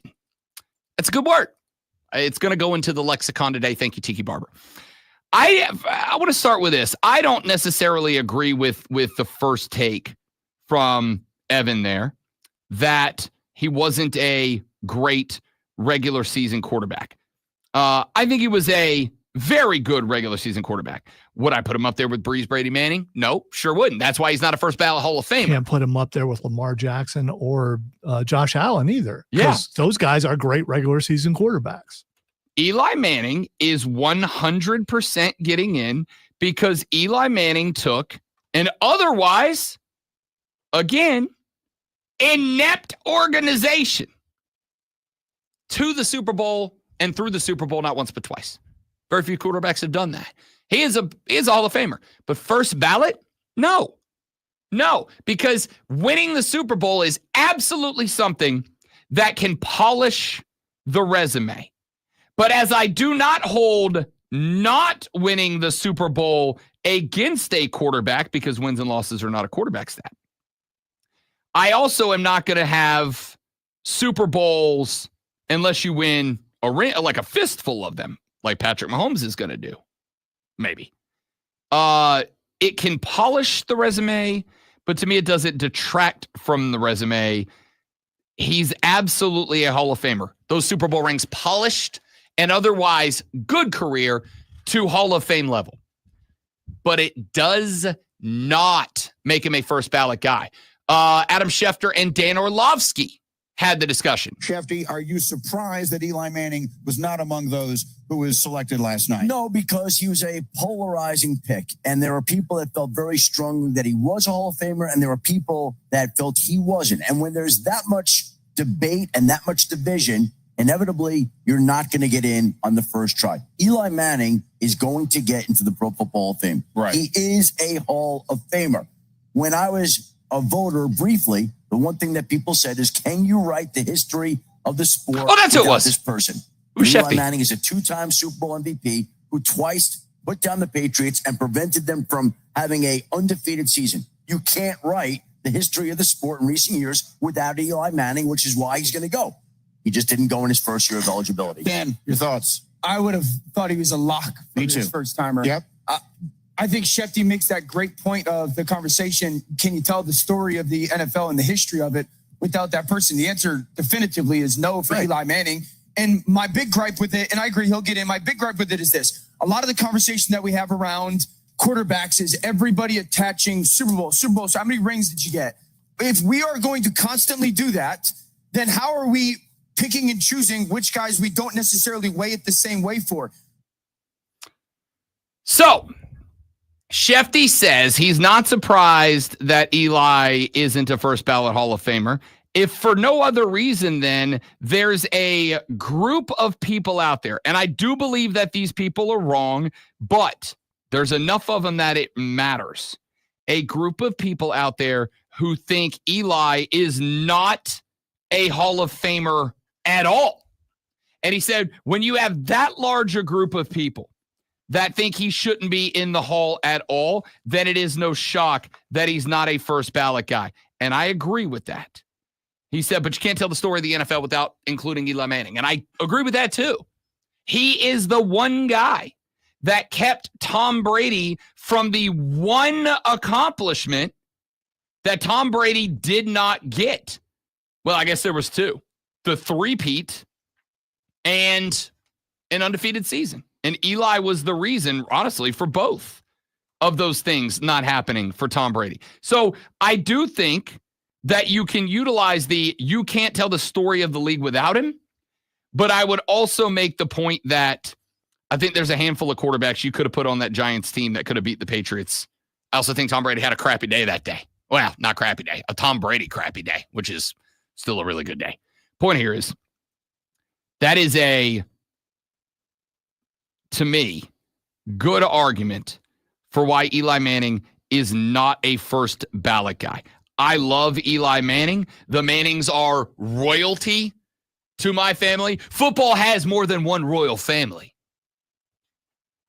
And the Mannings are it to me. I love Eli, love Peyton, love Archie, love Coop. Hell, in a weird way, there's a part of me hoping that the prophecy is fulfilled when Arch comes to New Orleans and finally gets the ring that Grandpappy couldn't. I'm pulling for him. That being said, not a first ballot guy. And I was genuinely on Saturday blown away because I really thought that both Cody Decker and Double D were going to be on my side saying, of course, Eli Manning's not a first ballot Hall of Famer. First ballot Hall of Famer is the Hall of Fame of being in the Hall of Fame. Of course, Eli Manning's not in that group. And both of them said that they thought it was highway robbery that Eli wasn't a first ballot guy. I think if you, and this is just an opinion, if you work in New York or have ties to New York, a lot of times you automatically go with that. See, I'm good with that, except for Decker's like you. There's nothing and like me in this case, particularly, there's nothing he likes more than pooping on New York fans because he's a troll and it works great. He loves telling New York fans. For the record, with a couple of rare exceptions, New York sports are sad most of the time. They're sad. The Yankees are sad. They can't win the World Series. The Mets are sad. They have the highest payroll in the history of Major League Baseball, didn't make the playoffs that year. The Rangers, the Islanders, the Knicks, the Nets, they're just all sad. And Deck loves to remind them of how sad it must be to be a New York sports fan. Sorry, Chris Lewis, please don't hurt me. He agreed with the take. He thought Eli Manning should have been, in fact, he said, I thought he was a lock first ballot guy. I absolutely did not. But the shock for me wasn't that Eli wasn't a first ballot guy. The shock for me was how many people thought he was. By the way, I didn't think he was, but I was shocked when I saw the announcement of who made it in and the fact that he didn't. I was like, oh, because I just, some of these things I believe are shady as far as voting and stuff goes. And I think there are favorites that have been favorites that guy's getting in. Everyone, all those guys loved that guy. And then read that there was only 4. I was like, wait, what? Eli Manning didn't get in? Yeah, I will say this. I do think of the Halls of Fames, I think the NFL is the most protective of theirs. I do think the NFL is very protective of theirs. There's a lot of names. If you're looking down the candidate list of candidates who haven't gotten in. There's a lot of guys on there. You're like, I thought we loved that guy. Hey, it took Sterling Sharp forever to get Yeah. on there. And the fact that he made it in, that was also a shocker that he finally made it in. And names that have been on there for a while, like you're saying, and then they actually get in. It's like, why did it take so long? Yeah. If they were, if the NFL allowed people into the Hoff via, we love that guy, Luke Kuechly would have been in. I think But he's not a first ballot guy. Was it Lynn Swan that took forever to get in? Lynn Swan, I think, Yeah. took a very long time. Another guy that, had a stellar broadcasting career and ambassador career after he left And was football. amazing in Waterboy. Was amazing in Waterboy. And for the record, loved by everybody. Everybody loved Lynn Swan. Took him a long time. So I think it's very protective, and that's why I think they got this decision right. All right, we got 1 hour left to go. Coming up in the final hour, we're going to get into everything we haven't gotten into yet. Luka Doncic's debut with the Lake Show last night. South Carolina women's loss to Texas. Clemson's men's win over North Carolina, and more. All of that after the national championship winner of Sports Flashes, Lonzo. Or at least the South Carolina winner. The Clemson Tigers remain undefeated against teams from Tobacco Road after 20-point 85-65 win over North Carolina at home last night. Tigers were led by 22 from big man Victor Locken, who went 4 of 5 from deep and another 19 from Chase Hunter. Tigers shot 50% from the floor and 48% from range, while holding the Tar Heels to just 4 of 19 from deep. Former Maverick Luka Doncic made his debut for the LA Lakers last night, recording 14 points, 5 rebounds, and 4 assists in a 132-113 win over the Utah Jazz. LeBron James had 24 to go with 7 boards and 8 assists. The Lakers shot over 54% from the floor and only 11 turnovers on the night. Make sure you tune in tomorrow night at 6:30 as Furman Paladins take on the Mercer Bears. It's Furman versus Mercer right here on your home for Furman Paladins basketball. The Fan, Upstate.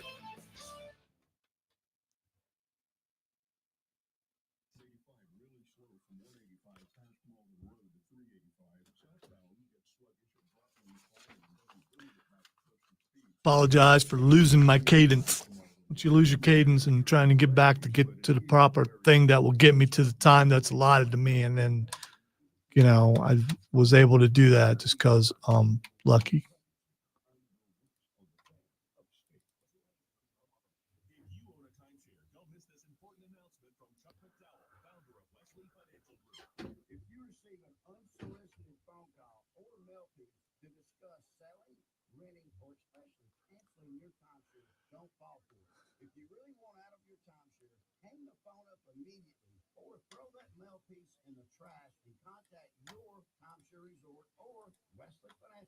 For assistance with your timeshare. As the only Inc. 500 timeshare cancellation company, our knowledge, experience, and results has made Wesley a trusted resource for over 40,000 families we've helped get out of their timeshare. Give us a call, and I'll send you our timeshare exit information kit free with the straight facts about your timeshare and all of your options for cancellation. Call for your free info kit, 800-970-8855. That's 800-970-8855. 800-970-8855. It starts out as a nuisance, and then you just put up with it. But then that awful joint pain impacts everything in your life. Walking, climbing stairs, even getting in and out of the car hurts. Hey, it's Charlie James, and I'm talking about that always there joint pain in your knees, your hips, your shoulder, and your back. There is good news. QC Kinetics, groundbreaking treatments for arthritic pain. Long-term relief is now possible. At QC Kinetics, their regenerative treatments are sweeping the nation. Tens of thousands of QC Kinetics patients will tell you, don't wait, make the call today. Talk to the local medical professionals. These new orthobiologic cellular therapies, including PRP treatments, can revitalize your joints without going under the knife. QC Kinetics treatments prompt your body to heal and restore those damaged joints. You won't miss a beat, and there's no downtime. So give them a call at QC. I appreciate your support, Kane, but it was not. It was a struggle. My head is killing me. Go into a dark room.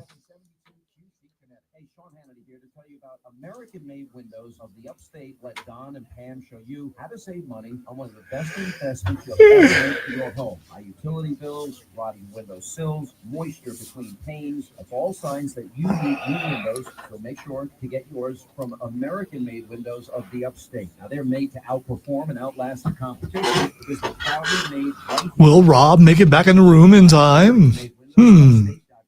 We shall see. Someone had a birthday. Yep. 50 years of wisdom. Great segue. We have outcomes, a CDC update. Pneumococcal vaccination is now recommended for adults 50 or older. It says here, we're over 6 times more likely to be hospitalized with pneumococcal pneumonia than adults under 50. I don't love I need my hot tub fixed. It's just not working. I don't know why it's not working. It won't. Something wrong with the electric cord, I think. That sucks a lot. Yeah, it does. Don't get Prevnar 20 if you have a severe allergy to its ingredients. A weakened immune system may lower your It's always fun being out there at night and hearing noises and wonder what that was. I'm wondering if you're just so mellow that you can't really get out, so you're going to be attacked by bats or something. Visit Prevnar20.com or talk to your doctor or pharmacist. Adding more light's not the way to go, because I mean, especially if you're concerned about bats and owls and things.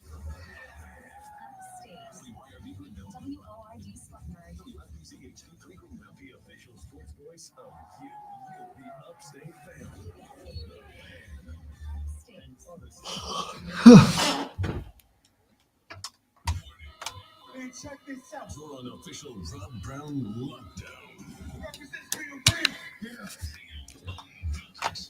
Manufactured locally for the Carolinas. This is the Rob Brown Show. Only on the Fan Upstate. Yeah! Yeah! Yeah! Yeah! Yeah! Yeah! Yeah! All right, now we're ready. Final hour of the Rob Brown Show goes now. It's the Fan Upstate, Rob Brown, the Great One, Lonzo, and you rolling through the 4 most electrifying hours in sports talk entertainment you're going to find anywhere. You know why it's really good that we're on for 4 hours? It's really good that we're on for 4 hours. Is it because we really care? Nah. I mean, we do, but that's not why. Is it because we give hugs to everyone on the air? We give, but it's not hugs. Okay. What we give is an opportunity for you and 3 chosen people of your life.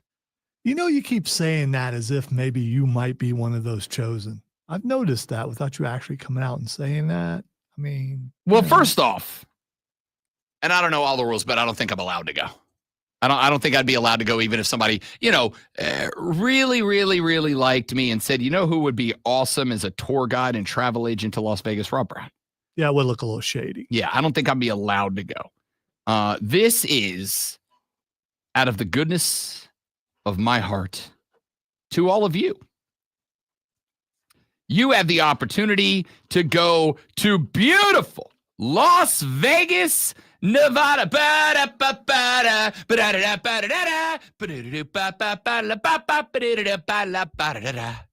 What are you doing? It's like a Vegas show tune kind of Is thing. it? You know? Oh, Yeah. Like the start of a Vegas show. Oh, okay. When Wayne Newton comes out and they hit him with the jazz band in the background.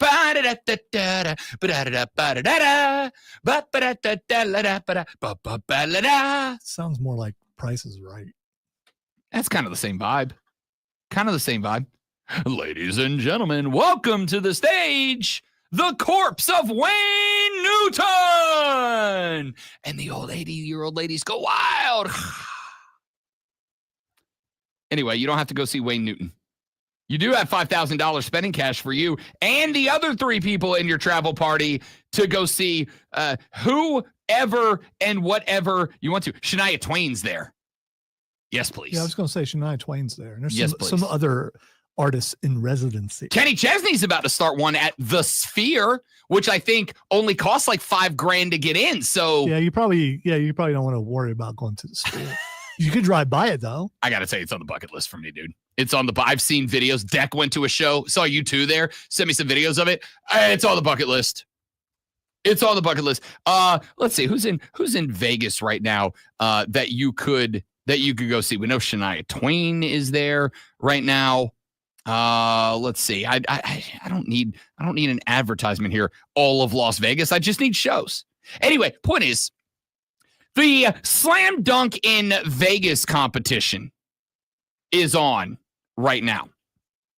Donnie Osmond. Just Donnie, though. Rod Stewart. If you're by the way, I hear Donnie puts on a killer show. There's a reason why he's been in Vegas for a while. He might be the next Wayne Newton. Although Donnie's probably about the same age as Wayne. I don't know. Dita Von Teese. Who? She does a cabaret show. Yeah, probably you don't want to take kids to that. Nope. I'm just saying, though. Your eyes got really big. That was weird. I'm into what I'm into. What do you want? She's like the Rhea Ripley of dancing ladies. Okay.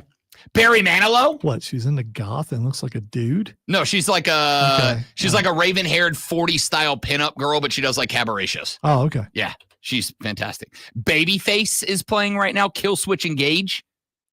Lita Ford. Oh, Lita Ford and Babyface. Both of those. Chicago, one of my favorite geographically named bands. Boss might be listening. Robert Cray. Janet Jackson. Ooh, Robert Cray. Deftones. Wayne Newton. The Corpse of. Mary J. Blige. Pitbull. Okay. Mary J. Blige. Mr. Worldwide. Mary J. Blige is the one that doesn't seem to fit in Vegas. 100% I'd go see Mary J. Blige in concert.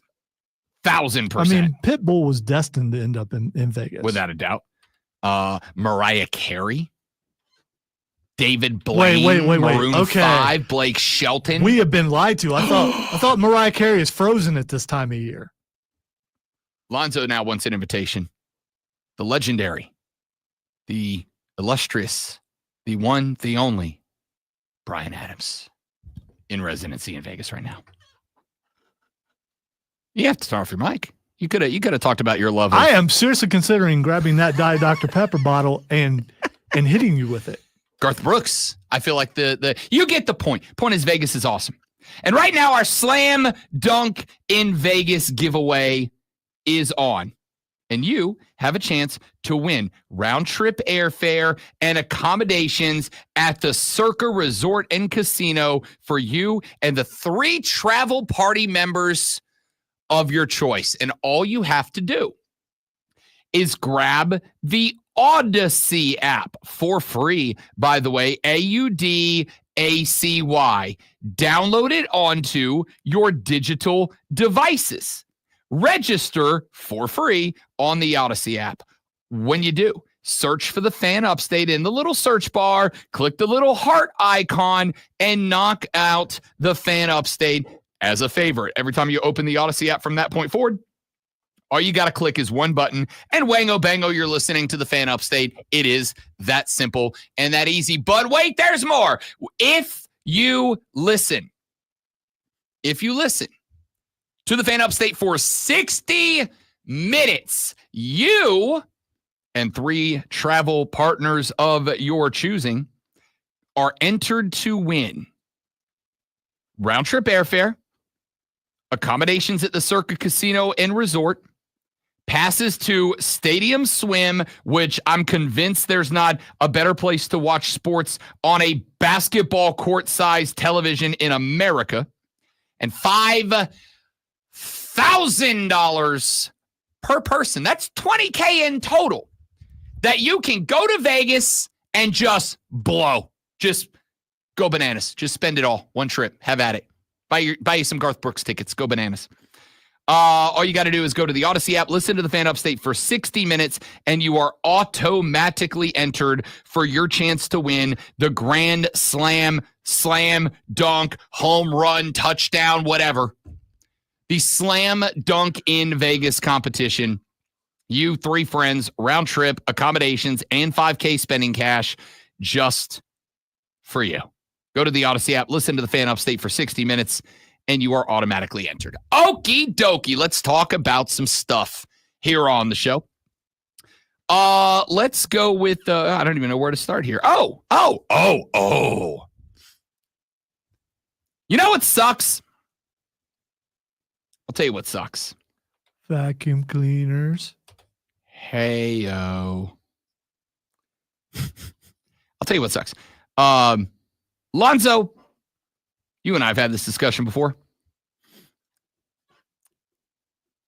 The feeling that you get when you watch a movie and you are heavily invested in that movie, and you love the main character and you love the story and you love the plot, and then you get to the end of the movie and the bad guy wins. Kind of stings a little bit, right? 7. Remember 7? What's in the box? Yeah, I never watched 7. Oh. I know all about it, but I never watched it. Great movie. 7's a movie where even though the bad guy gets caught, the bad guy wins. No Country for Old Men. Anton Chigurh. Hate that movie. However, one of the greatest movie bad guys of all time, Anton Chigurh. And he just walks out of the movie. He just does all the bad guy things and then he leaves. Apparently my son and his friends go around quoting that all the time. It's a great movie.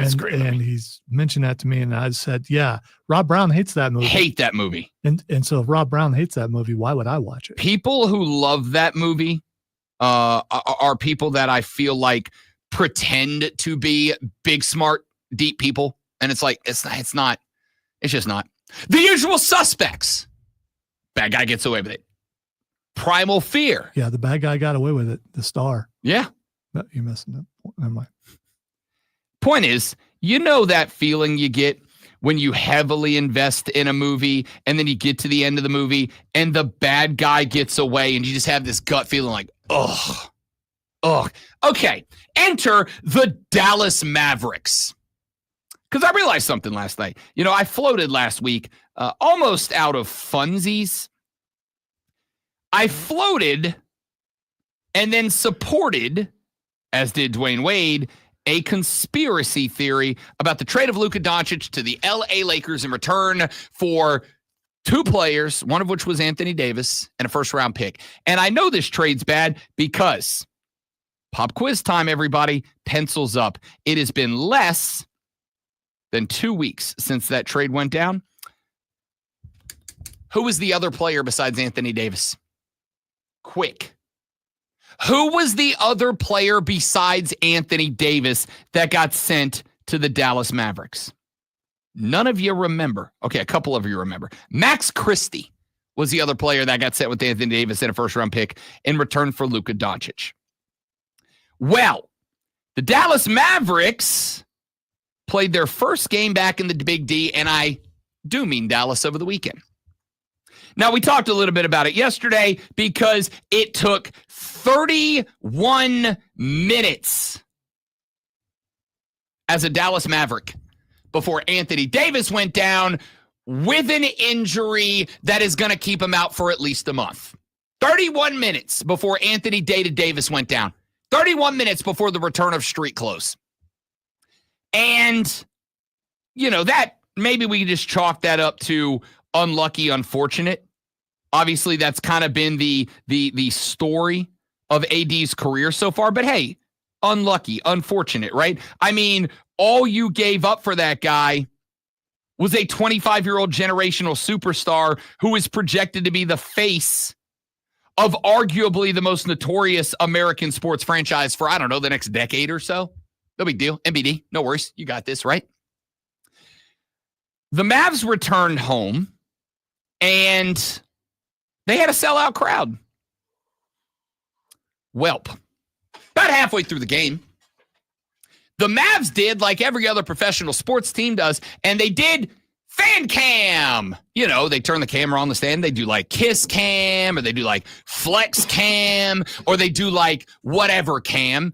And they allow the audience to have, the crowd to have, the fans to have a couple of minutes to have their faces up on the Jumbotron. As somebody who has worked in sports for a very long time, I can tell you that fans love very little more than seeing themselves up on the Jumbotron.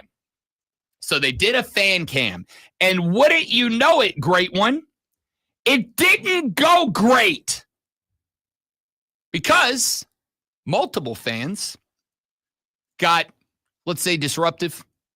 One fan leaned towards the camera and very clearly mouthed, "Fire Nico." Of course, talking about the general manager of the Dallas Mavericks who traded Luka Doncic out of town in return for 31 minutes of Anthony Davis action. Another fan held up a sign that he smuggled into the basketball game that said, you want to take a guess at what it said? Fire Nico. Fire Nico. 100% it did. Those fans, along with other fans in the building who smuggled in signs and made their opinions very obvious, were kicked out of the game.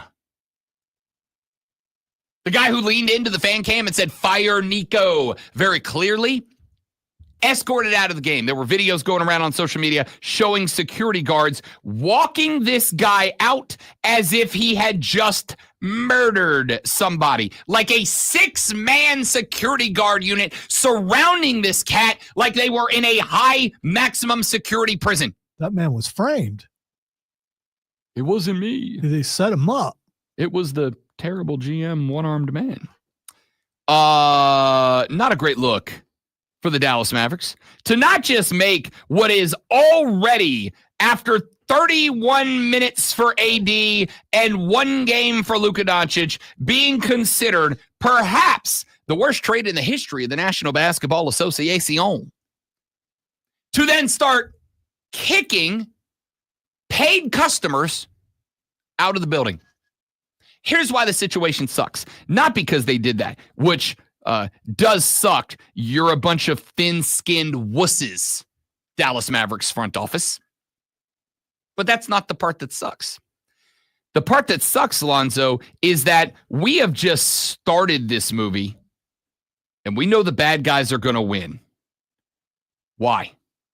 Because this is a no-lose scenario for the NBA Dallas Mavericks ownership group. If the fans say, you know what, Mavs? You know what? Go yourselves. We're not paying. We're not buying tickets. We're not buying merch. We're not watching on TV. The owners get to go to the NBA and go, hey, Dallas is an unsupportive market. Dallas doesn't buy in. They're not spending money. They're not buying tickets. They're not buying merch. We would like to move. And Adam Silver goes, I've been looking to have a team in Las Vegas, Nevada. Maybe you're my team. Or the opposite is true. The fans go, you know what? We don't want to lose the team. Even if we hate them, even if we're mad at them, we don't want to lose the team. So we're buying tickets, we're buying merch, we're watching on TV. And then what happens? The owners get all their money. It is a no-lose scenario for the ownership of the Dallas Mavericks. They can just straight up kick everybody that criticizes the team up out of the building. And if everybody in Dallas collectively says, bleep you, we're not coming to games anymore, great, we're moving the team to Vegas because you're an unsupportive community, an unsupportive market. And if you do go to the games, great, we'll take all your money and be richer. The fans cannot win. The bad guy is going to win, and there's no other alternative. All right, that sucks. I hate to kill this for you because it's absolutely will. The owners have said they have no interest in moving to. Well, it's to a good Vegas, thing billionaires don't lie all the time. Exactly. So I'm sorry. I could have let that go, but they have said that they're not moving to Vegas. So you absolutely have to believe them. Yeah, it's a good thing billionaires don't lie to us all the time. Every time they talk, they lie. It's what they do. You can't get $1 billion without lying and hurting people. It's impossible to do without lying and hurting people. You can't do it. So, no, I don't believe him. The game plan was on the wall from the beginning. Option 1, we stay, you give us a bunch of money, you give us tax breaks, we get to build our new stadium and put a casino attached to it. Or option 2, you don't show up, you don't buy tickets, you don't buy merch, you don't support us. We blame it all on you, and we peace off to Las Vegas, Nevada, where we can make a gazillion damn dollars. You can't win, fans. Welcome to the world of American sports. It's very depressing. See you on the other side of the break. It's the Rob Brown Show in the Fan Upstate.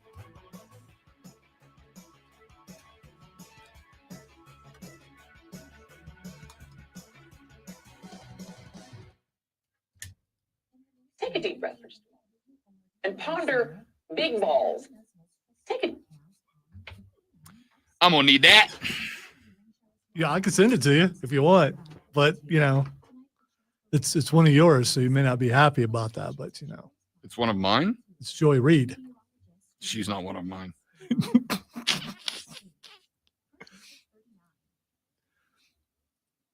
Take a deep breath first and ponder big balls.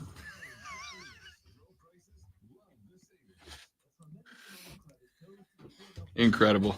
So she's trending right now. I don't Probably because she openly said. She trends all the time for stuff, but that right there, it's Take a moment, if you will, and ponder big balls.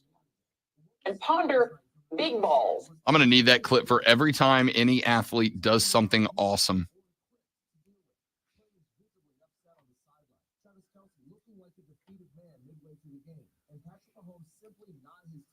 Take a deep breath first and ponder big balls. Big balls. I sent it to you and it decided to play again. Big balls.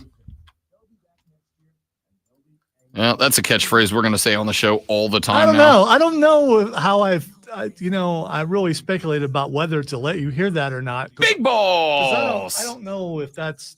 For the record, I want it clear. There are things that even I have never said on the show. I say stones. I say rocks. I've never said the word balls about that. But I feel like you've just cleared it for me. No, that was us listening to it off the air, because if I thought it was an on the air Right. thing, I would just threw that up in the middle of a segment. But you sent it to me, which is implicit permission to utilize on the show. I believe that's permission. And also, I'm not your boss. Big balls. I'm not saying I won't dump it. I'm not saying I will dump it. I'm saying I don't know. There's a very good chance we're going to find out. Not yet, though, because my computer won't play sounds off the internet. Is this the hill that you're willing to die upon? Maybe you can sue Joy Reid afterwards if you lose your job for playing it. Everybody else. I mean, I feel like it's okay in that she just said it on TV. She did. You're right. And for the record, but I think context really matters. for the record, we are talking about a person who goes by the name Big Balls. Yeah, and we've just all accepted that we're good with that. I don't know what this we stuff is. Maybe you and your circle. Not the name. I think it's very deplorable. But the context in which we have learned that this person goes by the name Big Balls.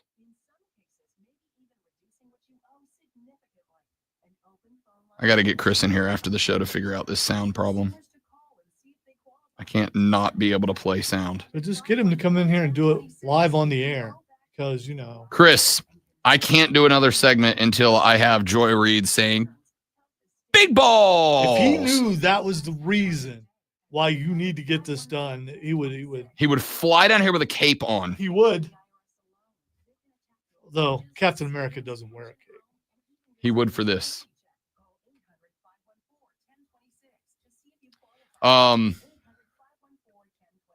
Okay, I'm going to text him. I'm going to need you and Cameron to get Marvel Rivals going.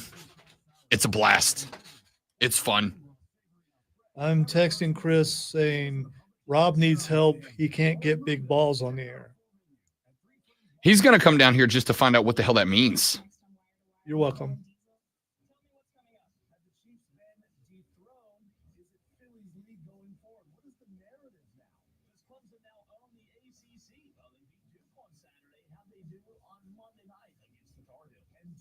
Big Balls.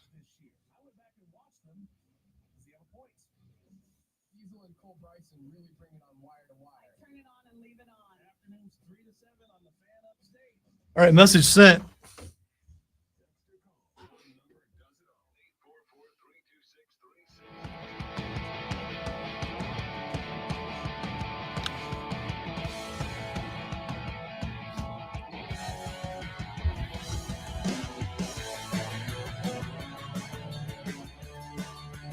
Brown Show continues. The Fan Upstate, Rob Alonzo and you. 844-326-3663, 844-FANFONE. That's the number to call the show. That's the number to text the show. Lonzo, when he rolled up in here this morning, we have our pregame ritual every day. I get in here sometime right around 4:30 or so. Start putting in the sound, start shaping up the outline. Lonzo rolls in here just a couple of minutes after me in the AMs. And we have our, our morning conversation, which is literally never about the show. But this morning, Lonzo, in talking about the fact that his grandbaby won a basketball championship yesterday, we got to talking about the game. Now, if you've listened to this show for any length of time, you know that I am a massive believer in youth sports, not just the sports themselves, but on top of the sports themselves, the life lessons that they teach. The fact that you learn how to be a good teammate, how to win with grace and lose with dignity, how to accept defeat, how to consistently be working towards victory, etc., etc., etc., platitudes upon platitudes. All very important stuff. I also believe that in order to teach those lessons, that some of y'all as parents got to calm the hell down. Your 6-year-old ain't earning a basketball scholarship yet, so relax a little bit, okay? Just relax. Ain't no need to. And on top of that, we should, after every game, be handing volunteer coaches and referees and league administrators and whatnot flowers and chocolates and notes of appreciation and gratitude for putting on youth sports so that our youths can learn some things about life.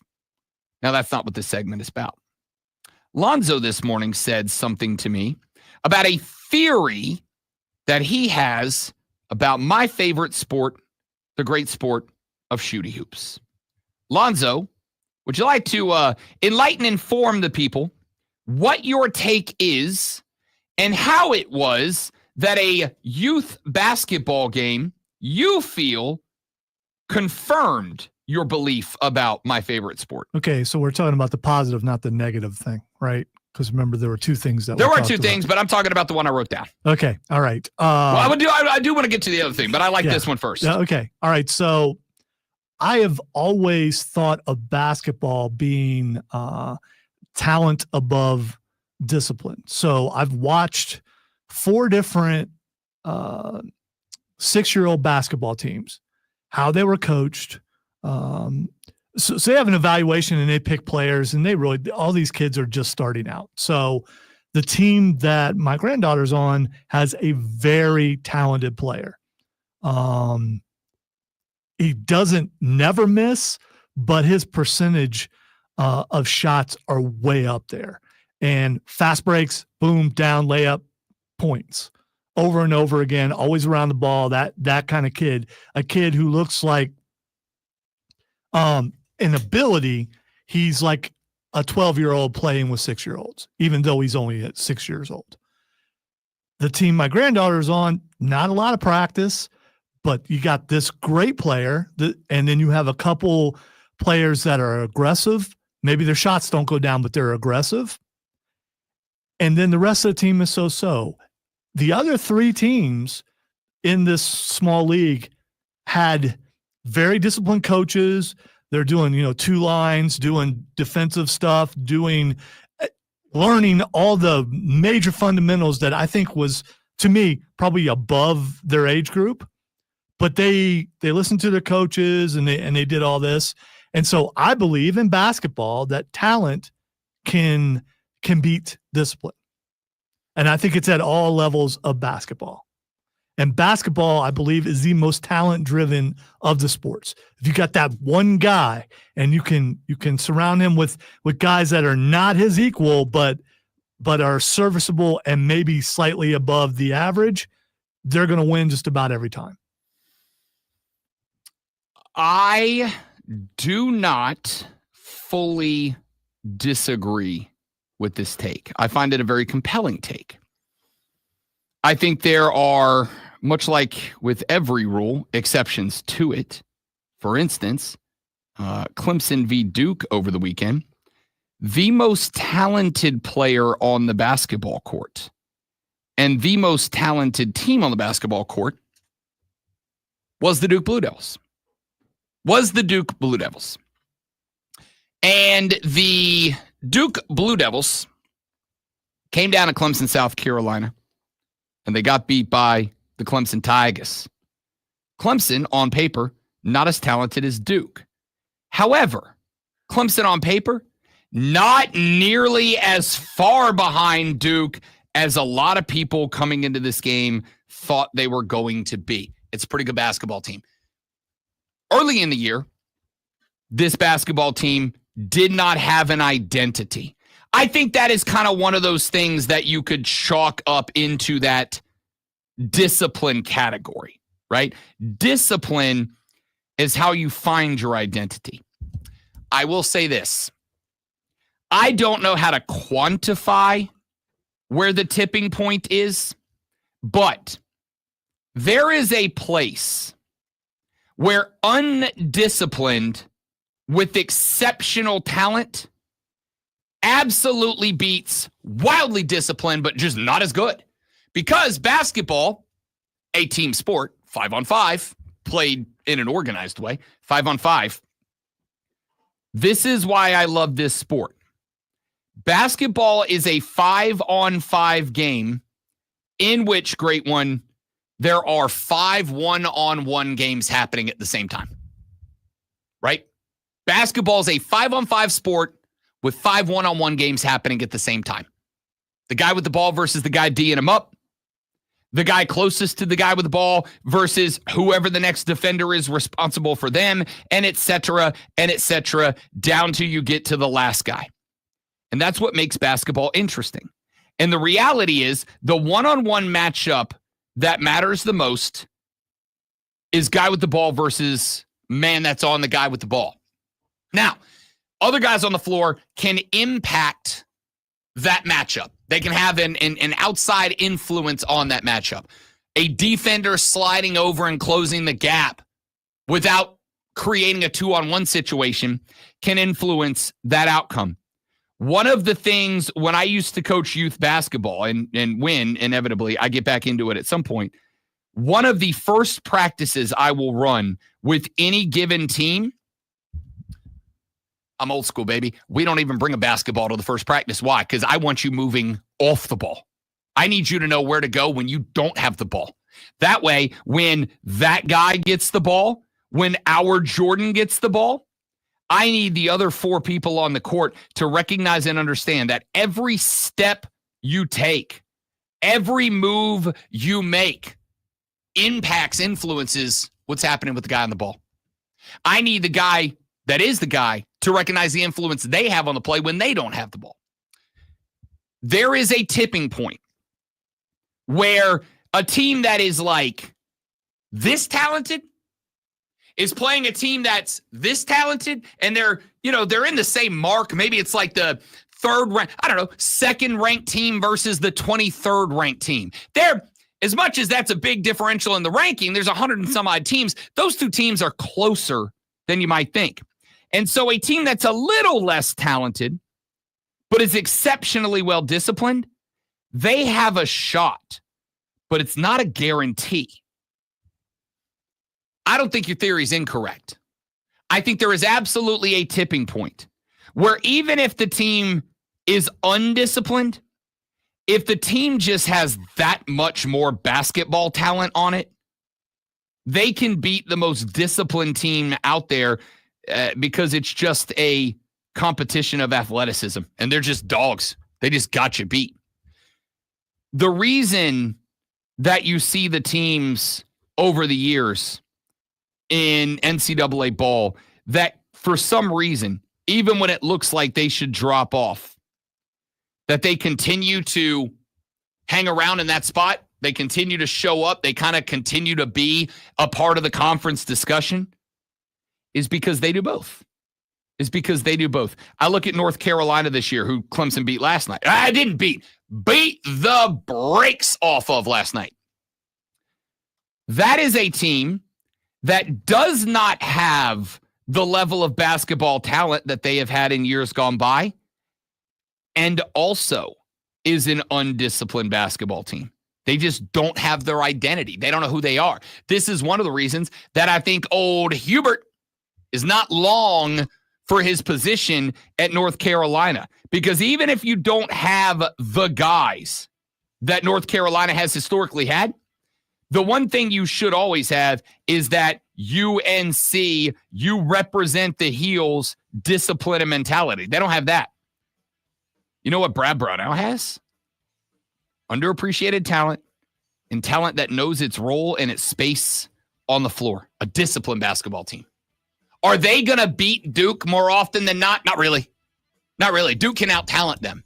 What happened with Duke? Late in the game, they found themselves in a ball game, and they broke down mentally. They lost their discipline. Clemson's not as far behind Duke as they were made out to be. Their discipline ended up winning that situation. They were able to put Cooper Flagg where they wanted him on the floor to lower Duke's number of high percentage shots, and then they took advantage of that. Talent beats discipline in basketball, unlike in other sports. Really, really good disciplined teams at least give themselves a shot. Back after this on the Rob Brown Show on the Fan Upstate. No! What'd you do? Oh, because the clip finally broke? No, it didn't. Why did it do that? What the hell, man?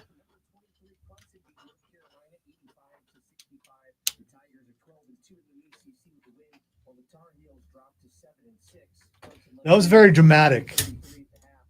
No!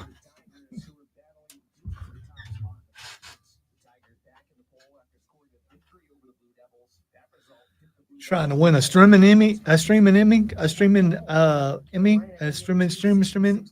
wouldn't be an Emmy though, would it? I guess it would, because it's still no. They do have streaming awards.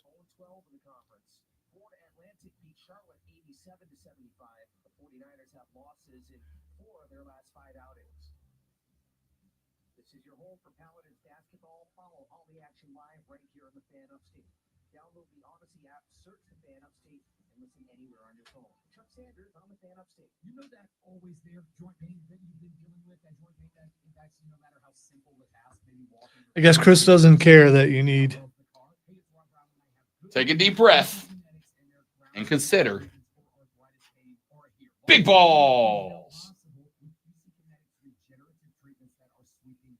Tens of thousands of QC Kinetics patients would tell you don't wait and make the call today to talk to the local medical professionals that want to and can help you out. These new orthobiologic cellular therapies, including He may think he's being protective of you, so he's not coming down. Okay. No, he's working with somebody who gets priority over me.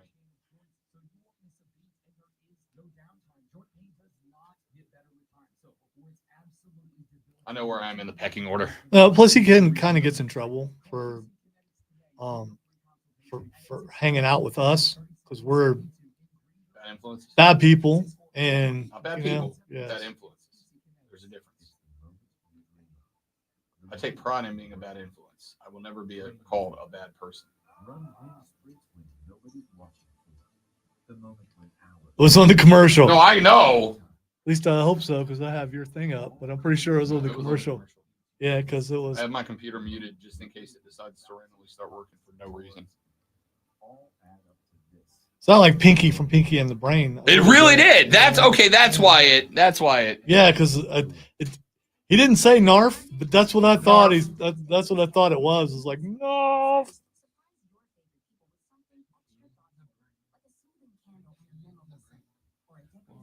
Is a genius. The other's insane. I've noticed something. Every time I have to go to this doctor, it rains. That is weird. It's a sign zone. This is my third time going to this doctor. It's rained every single time. I saw the sign. And opened up my eyes. I saw the sign. I guess when you're going for the arthritis, You want to go when it's the worst kind of pain, like when it's raining. So, Lonzo's the guy that can feel the rain in my knees. I definitely feel the snow. April, we did not. We're actually about to do that right now. As a matter of fact, I was just reading the old tweet from Steve Smith Sr. All right, we're getting a celebrity boxing match out of this. I just read it too because you said it and the algorithm heard you say it, so it put it up on my stream. Wait, you read it before I said it, but the algorithm put it up? No, you were saying you were going to talk about it. Also, and it heard and then put it up there. Also, there's a reason your algorithm shows you things that we talk about. Because we're on the stream and we're talking about it. No. It is because ordinarily most of the things, not all the things, but most of the things that we talk about, I end up either looking at or searching. And since our computers are on the same network, it data shares between all of them and says, okay, in this room where these two computers are on the same network, one of them is searching this. It's probably relevant to the other as well. You're geofenced to me, as they say. So how do you explain the big balls? That's on you.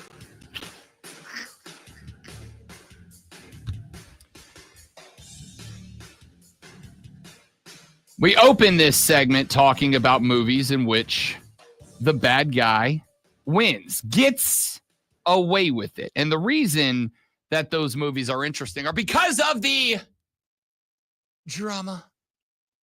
Well, I didn't expect this to be something that popped up into my radar late yesterday afternoon. Alas, here we are. Things at the end of the season started going better for the Carolina Panthers. Started going better. Bryce Young looked like the guy that Rob Brown told you he was going to be, and nobody believed him, but that's okay. I know ball. Even if you don't know I know ball, you're going to learn I know ball. Dave Canales' offense started looking like, oh, maybe it can work a little bit. Dan Morgan's boys, the newly drafteds, started to kind of find their stride, find their vibe a little bit. I think most of you as Panther fans felt a heck of a lot better at the end of the year than you felt at the beginning of it. Like I told you would. But put that aside. Let's not just pat me on the back the whole segment. Let's talk about what we're here for. Just when things were looking up for the Carolina Panthers, mom and dad are fighting. Yesterday, Steve Smith Sr. sent out a tweet. And in that tweet, he tagged at Cameron Newton. Yes, that one. The tweet reads, and I quote, "I've watched and listened from afar as you, at Cameron Newton, talk about at Panthers. None of us are perfect. Yes, we were 2-14 before you blessed us with your presence. The way you have talked about the Panthers lately, I'm very disappointed. I wish you nothing but the best. I'm done." Peace sign emoji. You know it's for real. You know it's heated when you get the peace sign emoji dropped on you. The deuces dropped on you. That's when you know it is for real. I'm going to start off by saying, friend of the show, Steve Smith. Senior. Sorry. Friend of the show, Steve Smith. And famous Baltimore Ravens, Steve Smith Sr. Is a cat, after having watched him for many years decimate my team physically and emotionally, as absolutely the biggest talker in the game, and having now a couple of conversations on and off the air with Steve Smith Sr. Steve Smith Sr. is what I refer to as a no bull guy. He's just not. I think he's a guy that understands, as he continues to increase his brand as a broadcaster, that he's kind of got to be a little bit more careful about where he treads. He doesn't want to give up that hard-ass personality, but he's got to be a little bit more careful about how he puts it out there. Him getting after Cam, and I'm going to keep it a buck. I don't know what Cam said to set this off. What I do know is that Cam Newton said that when he arrived to the Panthers, a team that was coming off of a 2-14 season the year before. And I don't know if this is what set Steve Smith off, but I bet it is. I was going to say, what do you mean you don't know what set him off? Well, I don't know specifically, but I have a guess. Cam said not terribly long ago that when he arrived in Charlotte, North Carolina to take over as QB1 for the Carolina Panthers, that he was surrounded by, great one, quote, a locker room full of losers, end quote. Now, there have been some other people that have chimed in on this discussion since that whole thing started. There was yesterday a couple of ex-Panthers that came out and said, I don't know what he was talking about. Like, I was having a good year. We were having a good year. We thought everybody was having a good time, whatever. Steve Smith was the one that said, you know what, bud? I'm done with your ass. I'm out of here. Don't talk to me anymore. And I'm, frankly, I think unsurprised that Steve Smith is a guy, Steve Smith Sr., is the guy that ultimately said, nah, bro, we ain't playing this game anymore. Look, it's whatever to me, I think is how the expression goes. It's whatever to me. It's whatever to me. Both of these cats are in the broadcasting world. Cam recently got a big step up in the broadcasting world as he was brought on board by ESPN to be a new talking head on their morning show. Cam is also a dude that since his not retirement, because he's not retired yet, but from his not retirement, which, by the way, I still don't understand that. I guess he just wants to leave the door open. I don't know. Maybe he thinks he's going to pull a Joe Flacco at some point.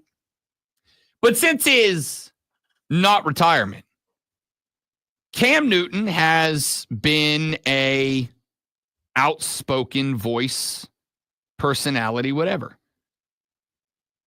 So is Steve Smith. If I'm a Panther fan, the only thing that bums me out about this is that two guys that I really enjoy playing and watching play, and I'm a Saints fan. These two guys whooped my team's behinds more often than they didn't. They were two of my favorite players to watch play.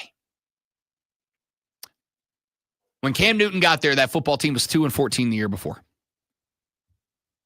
By Lonzo's definition, and he's had this take before, they were a locker room full of losers, as they had lost a lot. Yeah, technically, that is true. But I am curious, and I've been a fan of the team for a long time as far as the Panthers go.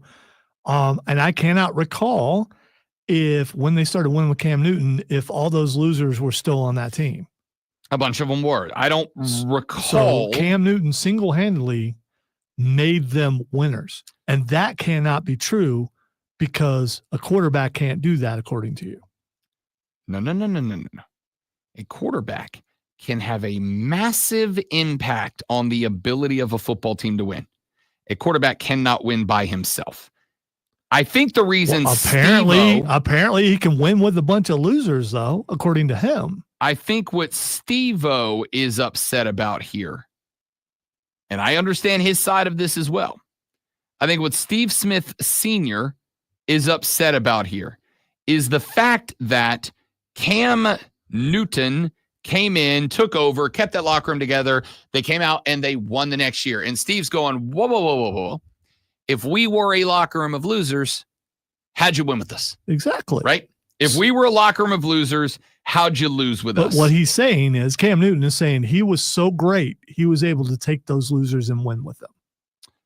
And this is more about Cam Newton. Oh, no. And Steve Smith Sr. is standing up for the team. And that's cool of him to do. Cam Newton is definitely making a point to pat himself on the back, which I understand because Cam Newton, right this very second, is doing the best that he can to give himself a brand boost. He's got himself on the 4-letter, acting in the role of national talking head. He started popping up in a bunch of entertainment aspects. He's just one mistake away. And they're keeping that mic on and having fun with him until he makes that one mistake and says the one thing that he should not say. Steve Smith punches him in the nose. Well, no, I just mean the one controversial thing that gets him taken off. I mean, it's just like, I know, let's hand the mic to Cam because he'll say anything. Has Cam, and this is a question, not I think he's hurting himself more than he's helping himself. This is a question, not an accusation, because I don't know. Has Cam ever said anything like that before? Like, I know he's definitely as a guy far as this goes, no, I don't remember him saying anything like that. I think they give Cam a mic because Cam has some unique takes on the NFL. I agree with that. Cam has some interesting takes on the NFL. I agree with that. And now he's whipped up some drama that now I have to follow as if it's an episode of Young and the Restless for the next few days as the world turns Charlotte. Brown Show presents Twitter. Are those two shows still on TV? I have no idea. What, As the World Turns? And Young and the Restless. I think Young and the Restless might be. I don't know. I really don't know. No one listening to this show knows. I was more of a guiding light guy growing up because, small TV and have to watch what mom watches. Speaking of Young and the Restless. You weren't invited to their house ever again. What do you expect? That holding call on Bradbury was ridiculous. It cost the Birds the Super Bowl. You didn't have to break the nacho tray over your head. What do you want me to say? I was seeing red. You started a fight with their father. He started it. He's 87. He said the Eagles were frauds. Enjoy the game. She poured the drink over his head. Yeah, okay. That is an actual clip from an actual episode of the actual Young and the Restless leading up to this year's Super Bowl. Not like a Super Bowl promo, not like a commercial. That was from an episode of that show. You didn't have to break the nacho tray over your head. That was real life, yo. That's incredible. All right, let's get to what is Xing. The first thing that's Xing is Vince Neil. Vince Neil, I have no clue. He's 76 today. No, actually, Vince Neil's jet ran into Vince Vaughn's jet, and no, the pilot died. Oh, yeah, there's video. Oh, like not like a bump on the runway. Yeah, this happened, I believe, yesterday. Oh, if there's video. You can see the video of they were on the runway. Vince Neil was not on board, apparently. Well, at the time they didn't know. I haven't seen this anyone, and I don't know if Vince Vaughn was on. All I know is all I saw was the pilot for Vince Neil's plane died. And I don't know what it was. I mean, if you look at it, if you watch the video, kind of looks intentional. I don't know. There can be only one Vince. Yeah, apparently. All right, the next thing that's Xing is Travis Kelce.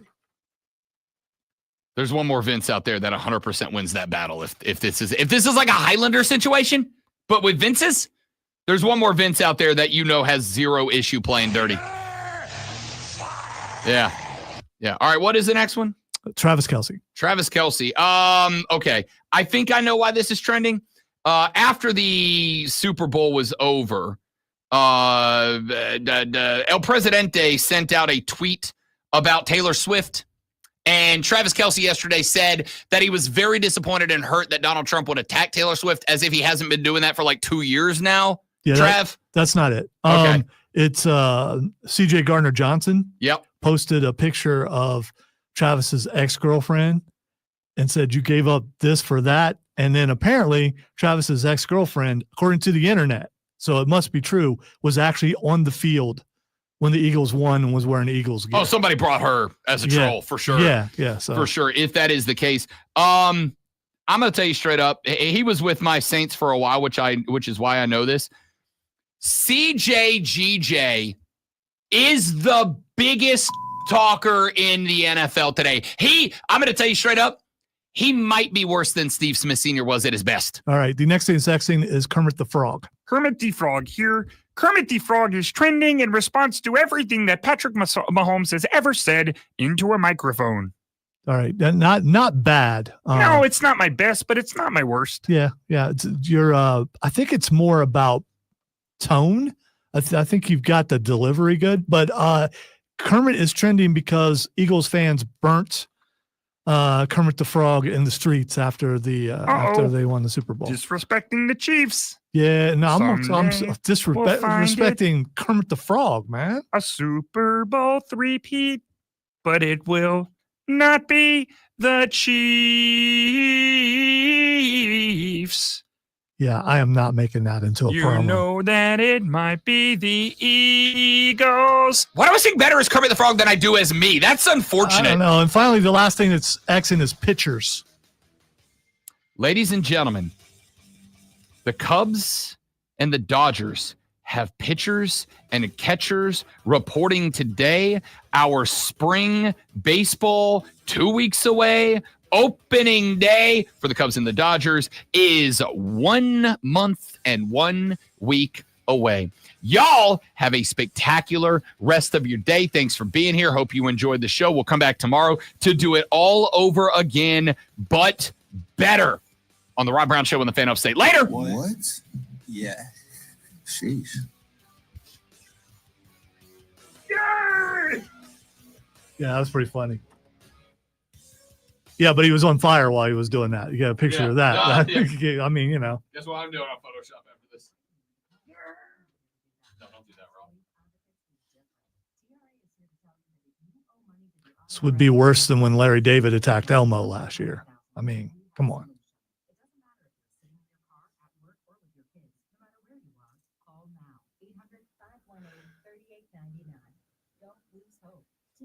Eliminate or reduce what you owe to the IRS. Generous programs are now available that can give you a fresh start. Our passion is taxes and helping individuals fix their IRS problems. We have over 1,500. Oh, man.